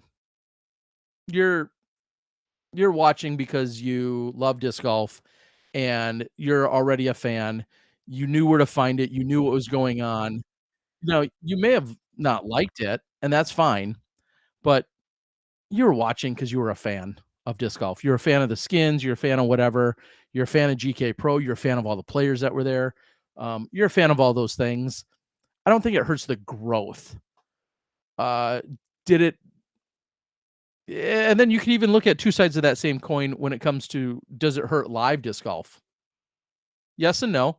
Some people were massively turned off by it today. And I understand. But then on the flip side of that same coin is the idea of like, well, that's because disc golf is really hard to do live. And so maybe it makes a good case. A lot of people said, oh, DGN is sitting back snickering or is loving this today. No, because DGN works with the GK Pro guys, and nobody wants to see anybody else fail. But it maybe did solidify, like, yeah, this is maybe a little bit tougher than, than one thinks. Those are all different ways I feel like you could uh, look at it today. Coverage was odd to say the least. I think that's that's a good way to put it. Didn't help live, as someone saying, "Yep, Terry has the beer burps." No, I don't. I just had one tiny burp. I apologize. Stop defending the sport people. Too much money involved. This is all greed. I don't know where you're coming from with Justin. You can have that take, that whatever. I know that I'll just speak for myself. I've I've been either massively undercompensated or not compensated, which I guess sometimes is one and the same. And not millions, hundreds of thousands maybe of people have put in countless time, energy, and effort in this sport. So for people to make money and for our sport to grow and progress in that way, if that means TDs get compensated, that means we don't need as much of a volunteer base because we have like I'm good with all of that. And here's another way. 30 years ago, 20 years ago, 2002, I'm in just done with college. If you wanted to work at a disc golf company, first of all, there's like 5 of them.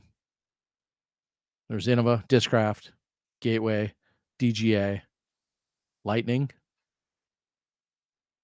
whatever. That's about right. Millennium. There was about 5 companies, and if you wanted a job, maybe you hope that you could go pack boxes. Like there was probably a few hundred people that worked in disc golf among all 5 companies combined. Now there are hundreds of jobs, sometimes at any one company. And I don't know. We're in a wild world. You could be a full-time TD. You could be a full-time course designer. You can dye discs for a living and like make a living being creative and artistic. Like, you could babble on live streams, whatever the case is. Yeah, I don't even want to get into it. I have no problem with where the sport has gone, and I come from the mid '90s where I see what it's take to build to where we are. So I'm glad I was a part of that. But to where we are now, I've got no problem with it. The fact that people make a living playing disc golf, I think is phenomenal. Playing and promoting, developing, designing, advocating for, teaching it at school, whatever. There's now hundreds of disc golf jobs. And if there isn't one right now that somebody's offering, you could probably start it. I'm not saying I did my first ever vlog 12 years ago in this very room, but I did with a $99 camera. And now look at me. I'm on a $300 camera. Anyway, so think what you will. Someone says Jomez will never touch live after this. I mean, Jomez struggled to do a very, very controlled live broadcast of a post-production thing they edited. No rip on Jomez. That again, though, reinforces like this isn't. Some of it's easier than others. How did you start in disc golf? That was in the '90s. I found it in 7th grade. And there's a whole lot of other longer stories that I won't use on you now. More inside scoop of what went wrong behind the scenes. The guy must be detest every major sport. How do you think the outside contracting debacle with live coverage for events like this, and how do you think this outside? I mean, I think people like whether it's a Smashbox and a disc golf network, and just people that are in the know that know disc golf. You don't have to. I feel like this Mason agency absolutely could have knocked it out of the park, as did GK Pro, as did Philip from Eagles Crossing. I think everybody assumed and thought and had locked in that they could knock it out of the park. I think it just largely they massively overpromised and underdelivered. There's more money in the sport than many know, and it's cheaped out time after time. Sure. Thanks, Bryce. I appreciate the compliment. The reason people get so upset is because they paid to watch coverage and heard a lot of people couldn't even watch it. That's 100% true. Nobody's disagreeing with you. Isaac said on GK's social media that GK Pro camera crew was going to film. That was a lie. They had I just went over all this, but they had Bobby, and I think they might have had more than that out there, but I know they had Bobby very strategically placed as a catch cam operator.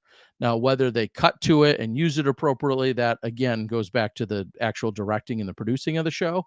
But I know they had people out there, and tomorrow again they're going to have at least 4, if not 5, cameras out there. No other sports goes live like this, and it's such a shit show. I disagree, Justin. I guarantee you, I could go find some other random niche sport that went live. Again, most of them, 99% of them are going to be easier to cover. So let's just say that. But I guarantee you, somebody else had struggles that were similar to ours today. Somebody else has. It could have been a volleyball tournament. It could have been a kickball tournament. We'll use some other random example. I guarantee you other people have had struggles that rivaled today's. We're just really impassioned, and we've grown accustomed to what Disc Golf Network can offer when it comes to live. Therefore, we were understandably frustrated and upset with what we saw today. I paid to watch and it's bad, but again, freaking out is something I expect from a child. Yeah, as you said, they're doing their best and they're going to take care of everyone. The youngsters have no idea how far the sport has come, Van says. PDGA 4853, registered in the early 90s. I'm so happy we have so many companies doing well, and I thought, when he opened a store in 1988, so maybe even earlier. GK Pro would have made significant more money offering their standard post-production, but on DGN for $5 pay-per-view. We don't know that. I mean, that's a lot of postulating. He said, she said, maybes, what ifs. You know, there's a stigma and a challenge to having anything in in pay-per-view. Some people love it, some people hate it. We don't need to have all those arguments, but that's a lot of what ifs. I one of the statements I heard way before today was, man, it should have just been free to watch live and they should have got advertisers for it. I know how well you guys react to advertising, and they absolutely wanted to do the exact opposite and have little to no advertising within the broadcast. Now, there was some once things got sideways and whatnot, but yeah. Have I used the phrase damned if you do, damned if you don't?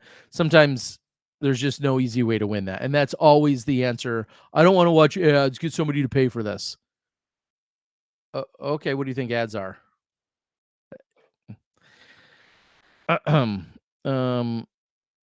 Okay, who owns the pay-per-view website? discgolflive.net.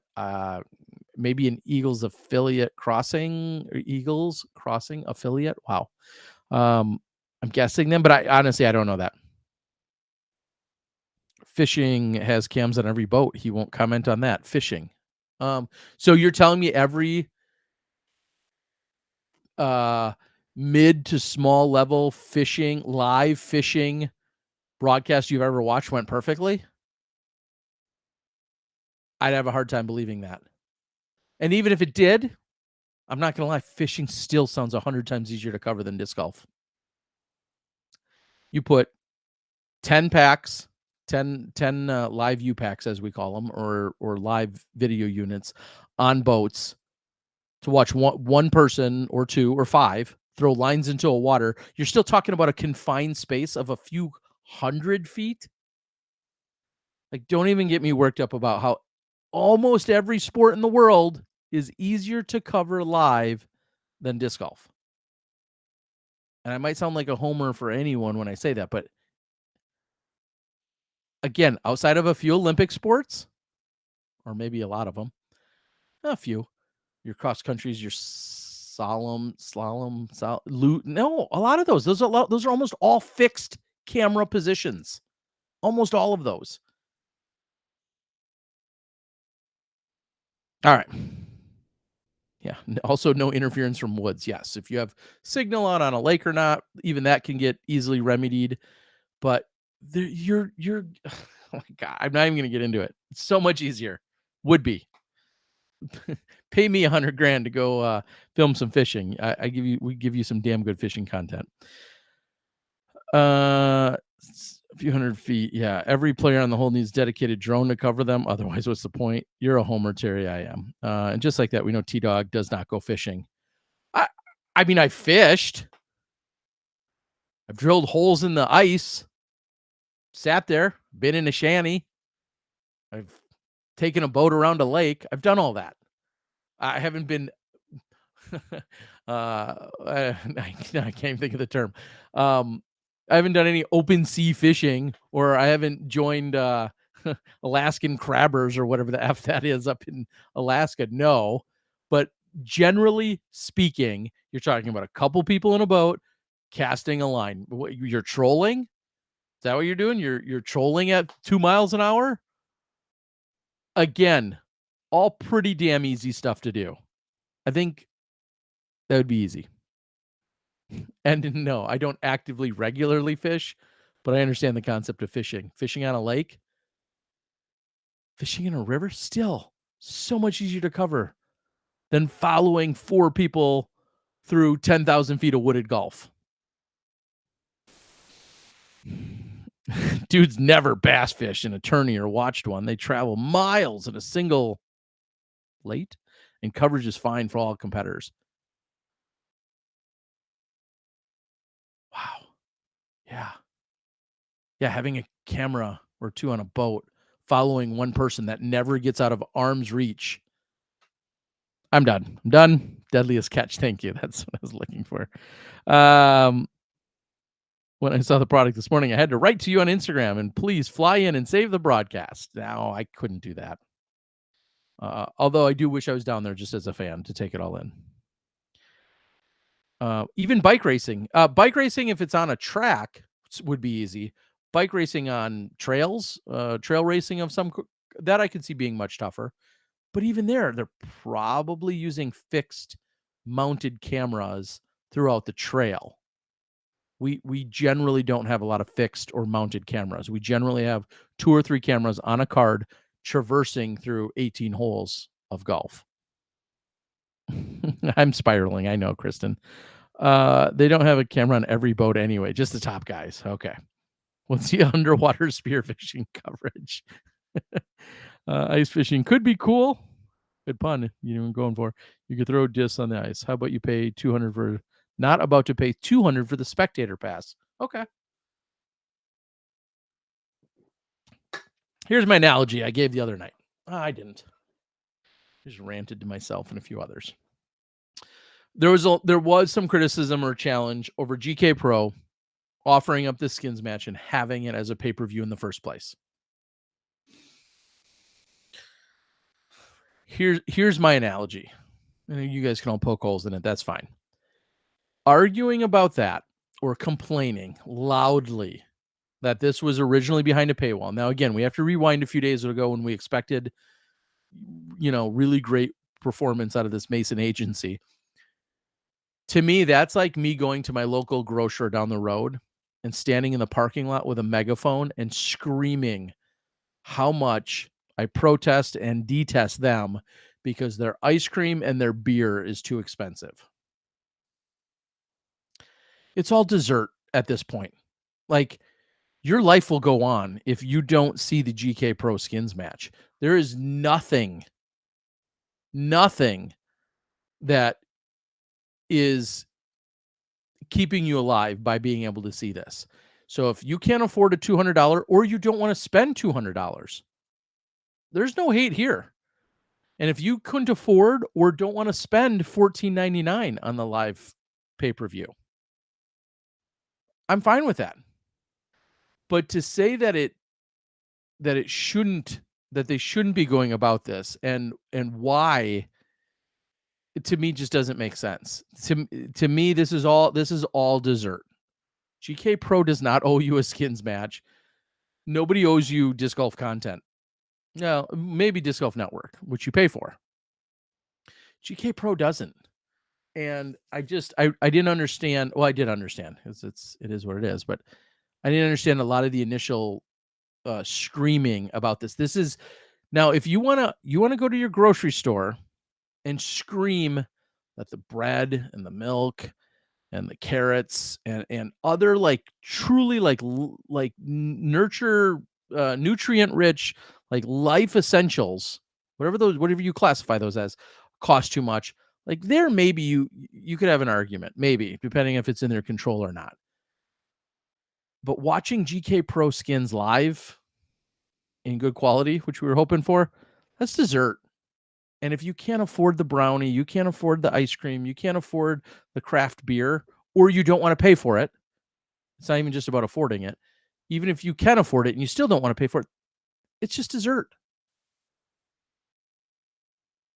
I don't know. Speaking of desserts,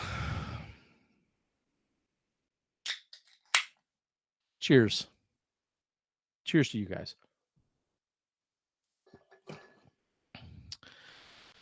All right. Any other? I don't know. Somebody may or may not like that, and that's fine if you don't.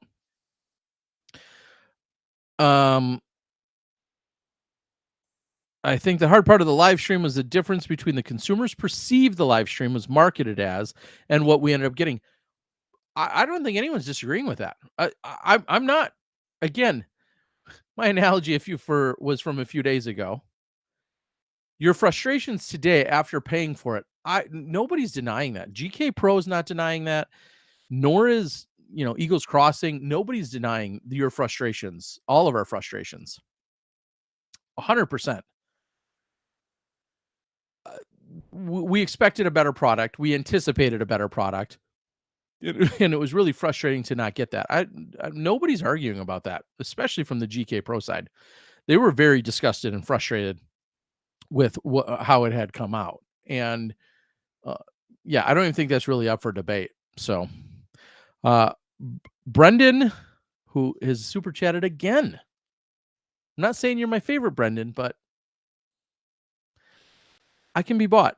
You say, why is Hogan your favorite to win? And why is Hogan your favorite to win and why? I mean, yeah. How can he not be, right? I didn't see any other dogs. So we'll go with him. Any cedar trees out there getting fresh today? I didn't see them. I'd find them. Look what you're addressing everything. Respect for that. Like that you're addressing. I'm not addressing every single comment, but I have no problem. To be fair, you guys kind of help drive the show here a little bit. So he says he doesn't need another beer. I'm fine. I'm not going anywhere. Christian, as a live camera op, I know that it's much more difficult to teach a camera op to film disc golf well over teaching a disc golfer how to film. Yeah, Tanner, appreciate that. Like today, went through McDonald's drive-thru, paid at the first window, and then got the second window for the order, and it was closed.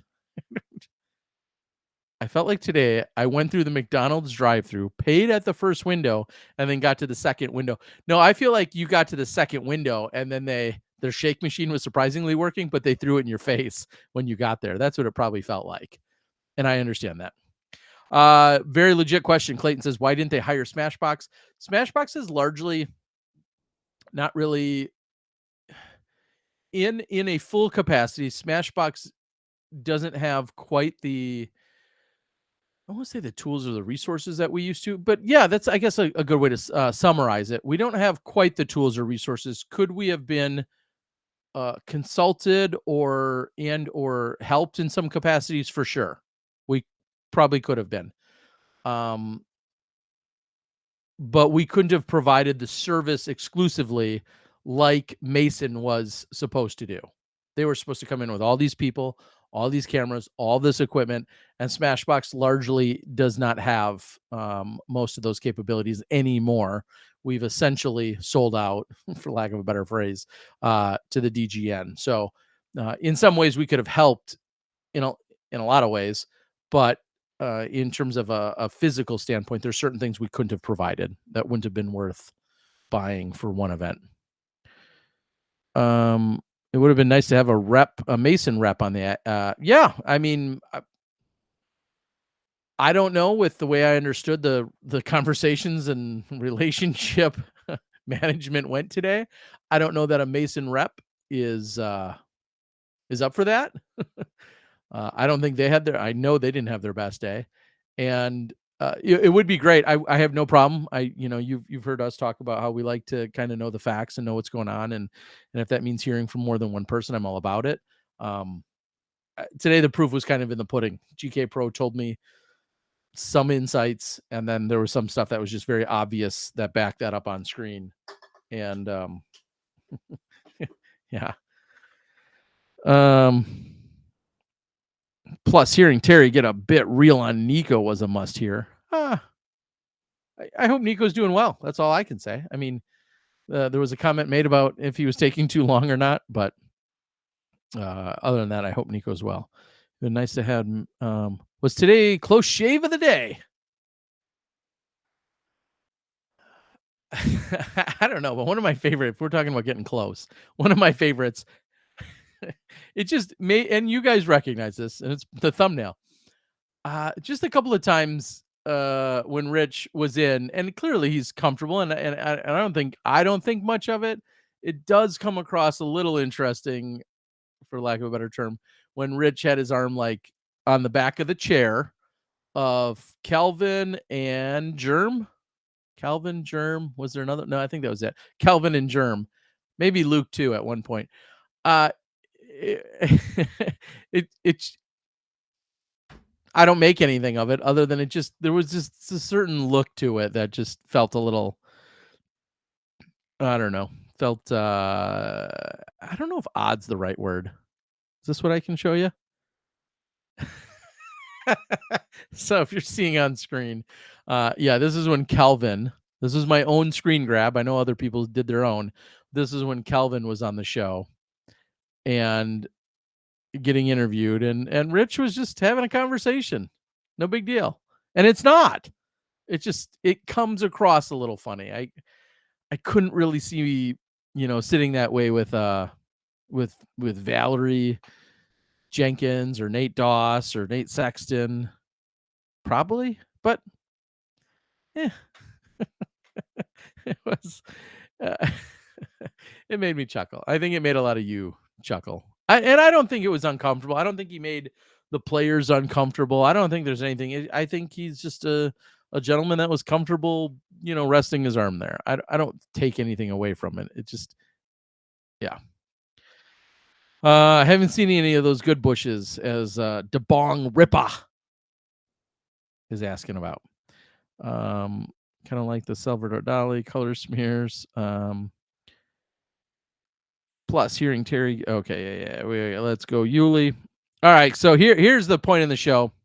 I will cheers to this. Put it in the comments. Forever be permanently marked there then. Put it in the comments who you think, or, well, maybe this is a two-part question. Who you think and who you want to ultimately walk away with the 50K tomorrow. Your options are James Conrad, Jakub Semerad, Calvin Heimberg, and Paul Ulibarri. Who do you think? Put it in the comments. I'm not going to hold you to this, and you don't win any bonus prizes. I'll drink to it.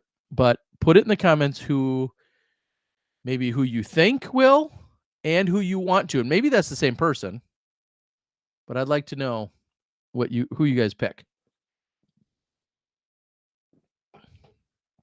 We got a Vinny. When are you making a trip to Australia? That's a good question. I'm kind of sad I'm not going this year. I didn't get the invite. They don't like me anymore. Conrad, Calvin, Vinny, Calvin, Conrad, Calvin, Yuli, Conrad, duh. Heimberg. Nope, not Terry. Yuli. Heimberg with every time you ask Terry. Heimberg will probably win it. The cerebral assassin, but Jakub would be a great dark horse. I mean, look at who he won against today. Do I have to go to that graphic again? The fancy one? It was incredible, the card that he was on, that he took down today. So, and he took, Greg Barsby to a playoff over there at the PCS Sula Open? Jared has an interesting take. I like it. Jared says, whoever has the least amount of money in their bank account is who I want to win. I'd bet on Calvin. I bet Calvin does not have the least amount of money in his bank account. So, I mean, maybe you're not necessarily going, sticking with your own premise, and I don't know. I only have half their PIN numbers, but I don't think Calvin has the least amount in his bank account. If I had to guess, Calvin did just sign another big deal, though. The pressure's on. Whoever deals with the pressure is going to take it. Well, that's a very non-answer answer. Johnny V says Yakub is the one guy who could use the money. Could one guy who could use the money? Use the money the most? Use the money most effectively? Has the greatest exchange rate? All those are possible. Calvin is having some rough final rounds. Calvin will win. I hope for Conrad. Okay. 50-mile-per-hour gust tomorrow. I think it's fair to say uh, golf in winds of that type of gust or those type of conditions just kind of sucks. Like, it's fun to watch players struggle a little bit, but then when they're not making a 32-footer because it goes 3 feet over the basket, that doesn't represent their true skill. And so it's like, I like wind as a challenge, but not to the point where it completely messes with the game. Like, and it almost doesn't feel like golf. Great example. I actually went out and played 18 holes yesterday. Tom McManus, PDGA 1276. I wish I got a bonus for mentioning that every time, but he's my Tom McManus. Are you my spirit animal? Anyway, it was so windy. Anything outside of 20 feet, it was a coin flip. Like, it was just not fun. Like, genuinely not fun to play. And it resulted in a ton of pars for that reason. Because no matter where you were, it didn't feel like you were really putting with a real opportunity. So anyway, we'll see if the gusts are there. I didn't know that Saturday was going to end up being drinking with Terry. Da bong ripper. Yeah. Cheers. This will be my last one. These are hefty at 15.3 or 15.9% or whatever they are.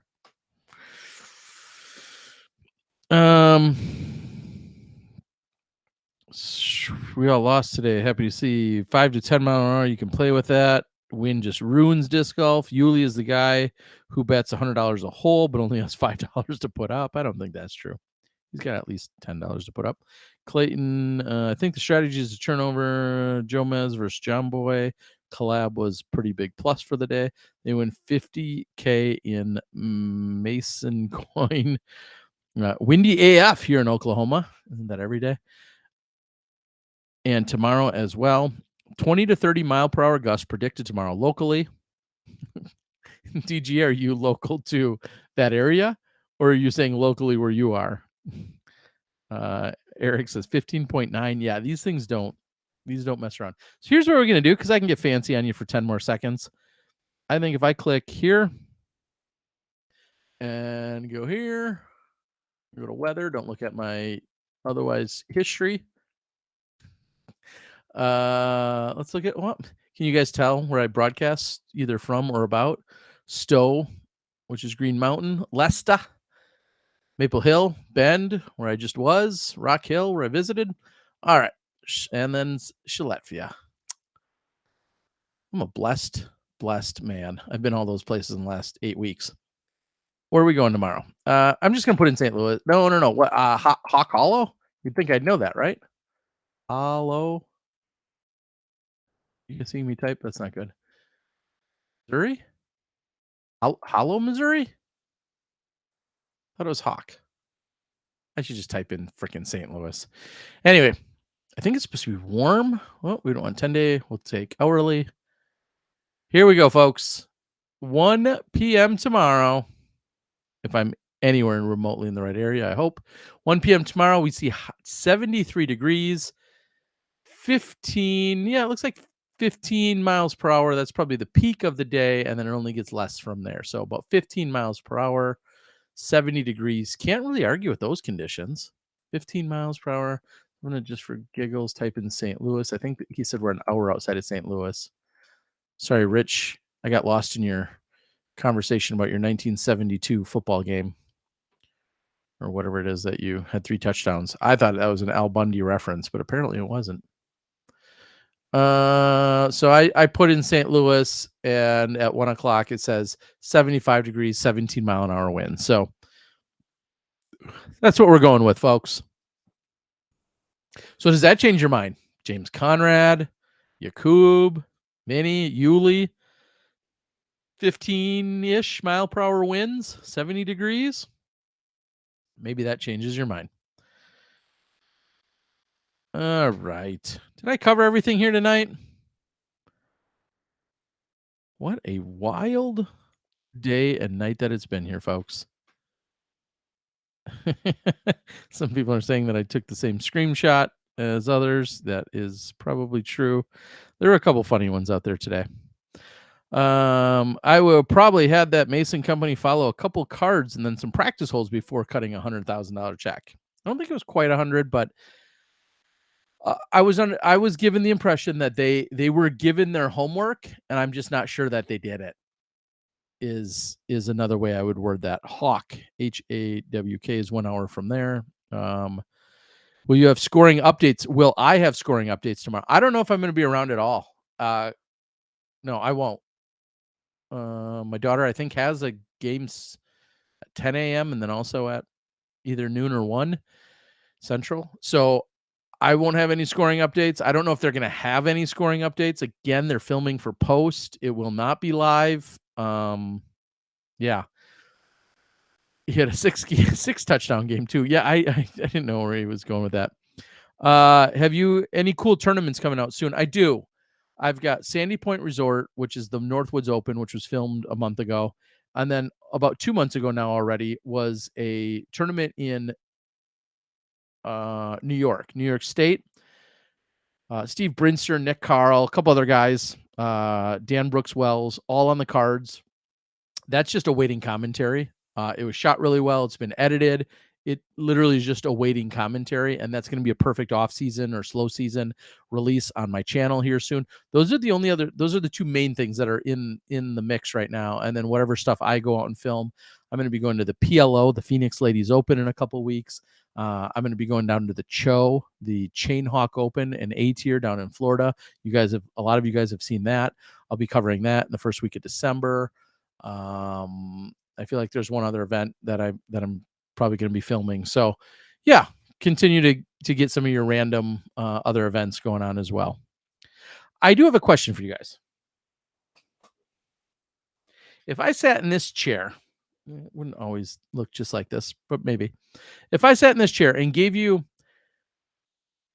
10 to 15, maybe 20 minutes of a nearly daily disc golf update. I don't want to call it disc golf dose, your daily disc golf dosage or dose. Because I don't want it to. I cannot commit to daily, for sure. Would you guys like that if I talked about maybe something that came out? And here's my example. A Tuesday, which is usually Smashbox as well, but a Tuesday, the ratings come out. We could have a ratings kind of themed conversation. Wednesday, Kelvin Heimberg. Well, he's a bad example now. But Kevin Jones signs for 29 years to Prodigy, and then we talk about that. Like, basically, would you guys care if I came out with a semi-regular daily or semi-regular in the news segment that was posted here? I don't think I'd want to do it in post-production. I think I'd just go live and then just leave it be, kind of like I'm going to do tonight. Is that something that's worthwhile? Because I feel like a lot of times we have information and then some of it builds up and then we can talk about it on Smashbox. But if something releases on a Wednesday, by the time we get to it next Tuesday, it may be either out of the public eye or not a concern. And so that's what made me think. And again, I would never commit to like, okay, for sure, every single day. I'm not Philip DeFranco here. For you YouTubers, you know who that is. But whenever it strikes a chord, like there's clearly stuff, especially in the off season, there's going to be stuff that happens often. And then that'd be the central point. Maybe do a little Q&A after that, but not let it drag on for an hour every day. I'm curious to know because what was really surprising to me is when I did my USDGC and my Throw Pink updates a few weeks ago, I lost some subscribers. It is what it is. I'm not worried about it. but I did lose a few subscribers. And maybe I gained 100 and then lost 75. I don't know, so I had a net. Oh, no, it would be the other way around. Gained 100 and then lost 125 others. I don't know if that's just because people are so set on exclusively live shot by or not live, exclusively shot by shot post production, or what they maybe grew to expect or not from my channel. But I see other channels kind of have this philosophy, and I think usually I'm in the know, and usually I'm on the forefront of knowing about it. And maybe some people want my insight. But anyway, that's my question to you guys. Oh, let's go to the drop zone. Spock, Heiser. Spock Heiser. Like Heiser, but Heiser. Let's go to the drop zone TM with Terry Miller. That's clever. I won't use that. But that is very clever. I just think drop zone, maybe it is good. I was gonna say drop zone carries such a negative connotation, like you threw out of bounds, you missed a Mando, you got to go to the drop zone.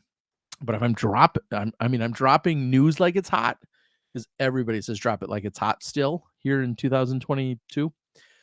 I just looked. In the drop zone, from the drop zone, drop it like it's hot zone. I don't know. There's something that could happen there. All right. The Tear Bear share. Oh, see, you guys are, what more could I ask for?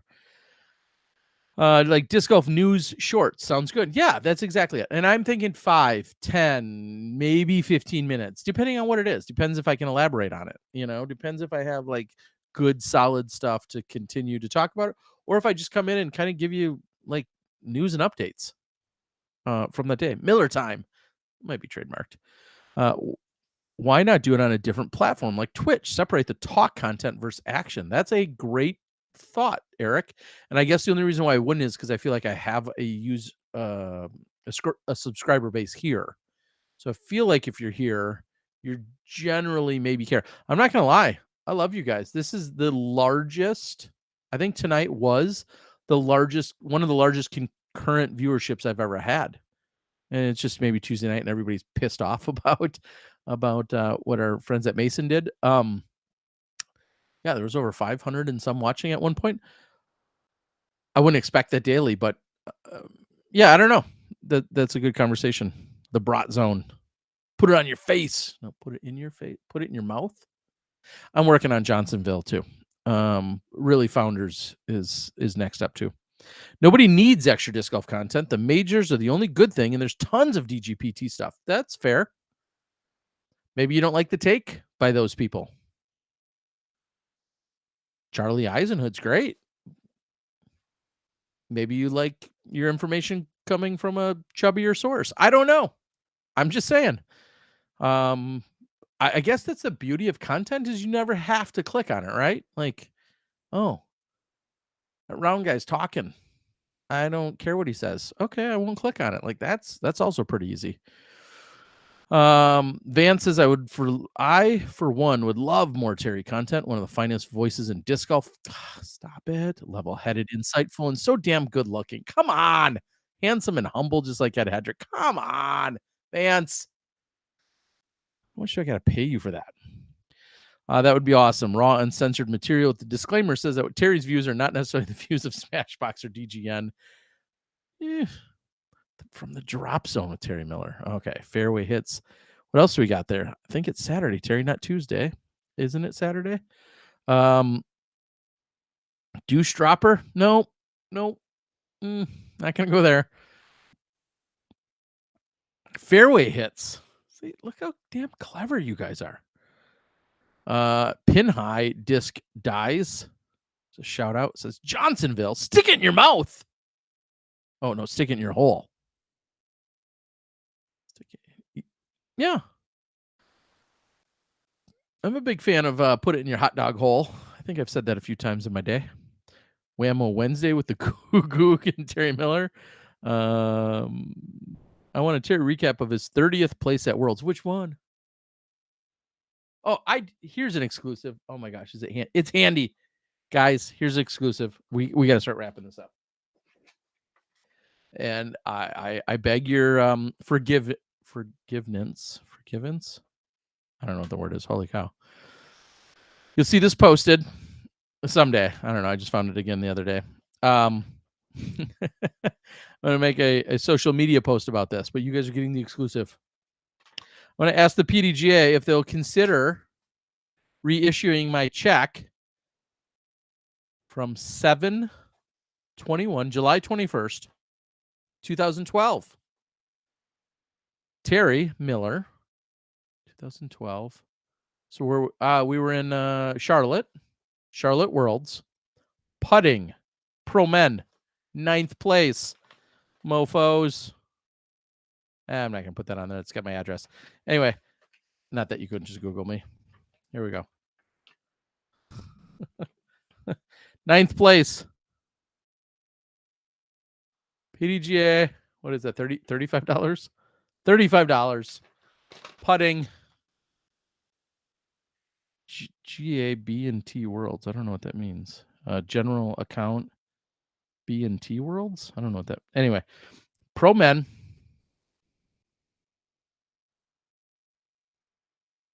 Ninth place. So, PDGA, you owe me $35. I don't know why I didn't get around to cashing it, honestly. I'll take the $35. But as of right now, and that wasn't the first Worlds I cashed at by any means. I cashed 10 years earlier. I don't know. I'm just that disc golf rich that $35 apparently did not phase me. Trejected with Terry. Short box. TMI. Rich got weirder. PDGA is a scam. I swore I threw a 1067 rated round, but they called it 845. Yes, that sounds like something they would do, and it's definitely not related to your actual skill sets. Pro men. Yeah, it was pro men. It was Worlds. It was the PDGA Pro Worlds. 9th place putting. I think I finished as high as tied for second, and then I won the speed putting championships. We don't have all day for my 3 accolades. While their books have been off for 10 years. Yes, they probably did hopefully write that off at the end of 2012 when I didn't. They used 2 tanks, I guess. That's an $85 check. Talking shot with Terry. Talking shot. One doesn't hit us quite as well. Guys, gals, ladies, gentlemen, everyone in between, and then some. Disc Golf and Beers with Terry, best show. Bryce, thank you. And I want to again thank all the super chatters. I'm gonna quickly recap and see if there's any other notes that I had. I feel like I'll be the first to admit GK Pro gave me the very extensive rundown. I feel like for what you need to know on the high level basis, after the very extensive rundown that I got with more details that aren't really that concerning to you guys, the long and short of it is, and whether we're throwing them to the bus or not, I don't think they care. I mean, they were fired. I think that says largely everything you need to know. Let go. They were unilaterally departed. I don't know. And not part of the broadcast tomorrow. It's very clear to me, especially knowing the GK Pro guys the way I do, that this other company massively overpromised and wildly underdelivered in every capacity. I don't know if that's going to get me a slander lawsuit or not. I don't know if I really care at this point because it sounds like it's 120% true. And slander spoken, libels written, right? Yeah, slander. I'm good with that. At this point, I'm going to roll that dice, and I have no problem relaying what I've heard and then some. So very disappointing that they ultimately came up so short, and that all of us had this, less than ideal experience today. But I do appreciate the GK Pro guys for going out and doing their best now to fix and rectify everything that they can. Yeah, I do wonder. I don't think Rich will be around tomorrow. I don't think there'll be a need for him, but maybe he got paid by the Maybe he's getting paid by the day and still wants to show up. I don't know. That's not, thank God that's not my decision, or, or awkwardness to have to deal with. But uh, I appreciate you guys tuning in. I appreciate the heck out of GK Pro for trying to push the envelope, for trying to do new things. And as I told them, there's no one more empathetic than myself. You try things. I mean, that's right. Sometimes things go perfect, sometimes they don't. Everywhere in between, all you can do is try. Or a lot of people could just sit around and be naysayers and detractors and deterrents and everything else. I give them a lot of credit. They tried something, and ultimately, it sounds like they were let down by outside of their own crew and forces and whatever else you want to say about it. So I give them a heck of a lot of credit for their attempt. And I hope tomorrow and the rest of the week continue to go as good as it can for them. With that, I think that's about it. Ryan Pilcher, when am I going to see you, buddy? Hope you're doing well. Good chat tonight, guys. Billy, crew, all of you. Seriously, like, this is almost record breaking for me. I appreciate you guys tuning in and listening to me ramble on, have a few beverages, but looking forward to what GK Pro can do. And if you want more content of this nature, maybe you have segments, maybe you have show ideas. I could have guests. There's a lot of different things. I keep threatening that I'm going to have a separate podcast in addition to Smashbox. I'm not opposed to that, but maybe it's your daily dose or drop zone with Terry Miller, whatever the case is. But thank you to all that super chatted. Thank you to all that are my Patreon subscribers and members. I appreciate the heck out of all you guys. Angstony says, thanks, Terry. You were great today on the chat. I appreciate the heck out of you super chatting. Is anybody else warm? Holy cow, it's 11 o'clock. It's not that late, but Terry's warm. So we're going to call it. Carrie, thank you. I know you super chatted earlier. Bryce says, Terry Miller show, put it in your face. That's another idea. Would love to see post-round live chats if you have energy for rounds after DGPT. There's a lot of ideas. There's so many different ideas. I genuinely, I think one of my favorite things, and it's not because I'm lazy, but one of my favorite things to do for you guys is to engage and then answer questions. Hopefully I have something that's remotely accurate and insightful, but my favorite thing, honestly, is, it just could be a question and answer show, which I feel like would probably run out very quickly, but I'm more than happy to do so. And then on random nights, you guys are still going to see, I promise you're going to see some form of what's in the box where I'm just randomly opening dozens and dozens of boxes that are here in my office. And like once a week, I'm just going to open a box and be like, oh, I ordered this 3 years ago. I never opened it. Let's see what's in it. There's going to be a lot of that. I'm looking at some Discmania mystery boxes from the last few years. Lots of goodies. And I think that could be a fun segment as well, but that's for another day. Appreciate it, Chris. Spock, appreciate it. Benching max weight. Terry, feeling the juice. I am. It is warm in here. Well, it's like 70 in Wisconsin. I don't know. Thanks, Obama or Bush or whoever. Platter talk. I'm going to close it out. You guys have been amazing. Maybe this becomes regular. Talk nights with Tear Bear. Talk you off a ledge. I don't know. We got all sorts of stuff. Appreciate GK Pro for hustling and working as hard as they are. Appreciate you guys for joining me. Seriously, to be fair, even if there were 0 of you, I'd probably be talking to myself and I'd be okay with it. But I cannot say it enough. I love you guys for joining and playing along and interacting with me in the chat. You guys help drive the show, and whatever I can do, like, share, subscribe, all that other stuff, but whatever I can do to keep you guys going and with it, I'm going to continue to do. So I'm going to find a button, me and my little one-man show. I'm going to find this button. I think I'm going to click here. I need a new thumbnail. I'll make a new one, but I do like this. I love my Calvin.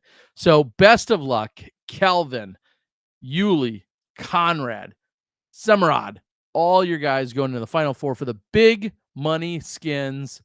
Best of luck to them at Eagles Crossing tomorrow. I'm Terry Miller, the Disc Golf Guy, and I'll see you guys, I don't know, sometime later this week or something. I don't have anything clever. Next week. See you Tuesday night, something like that. See you guys. Bye.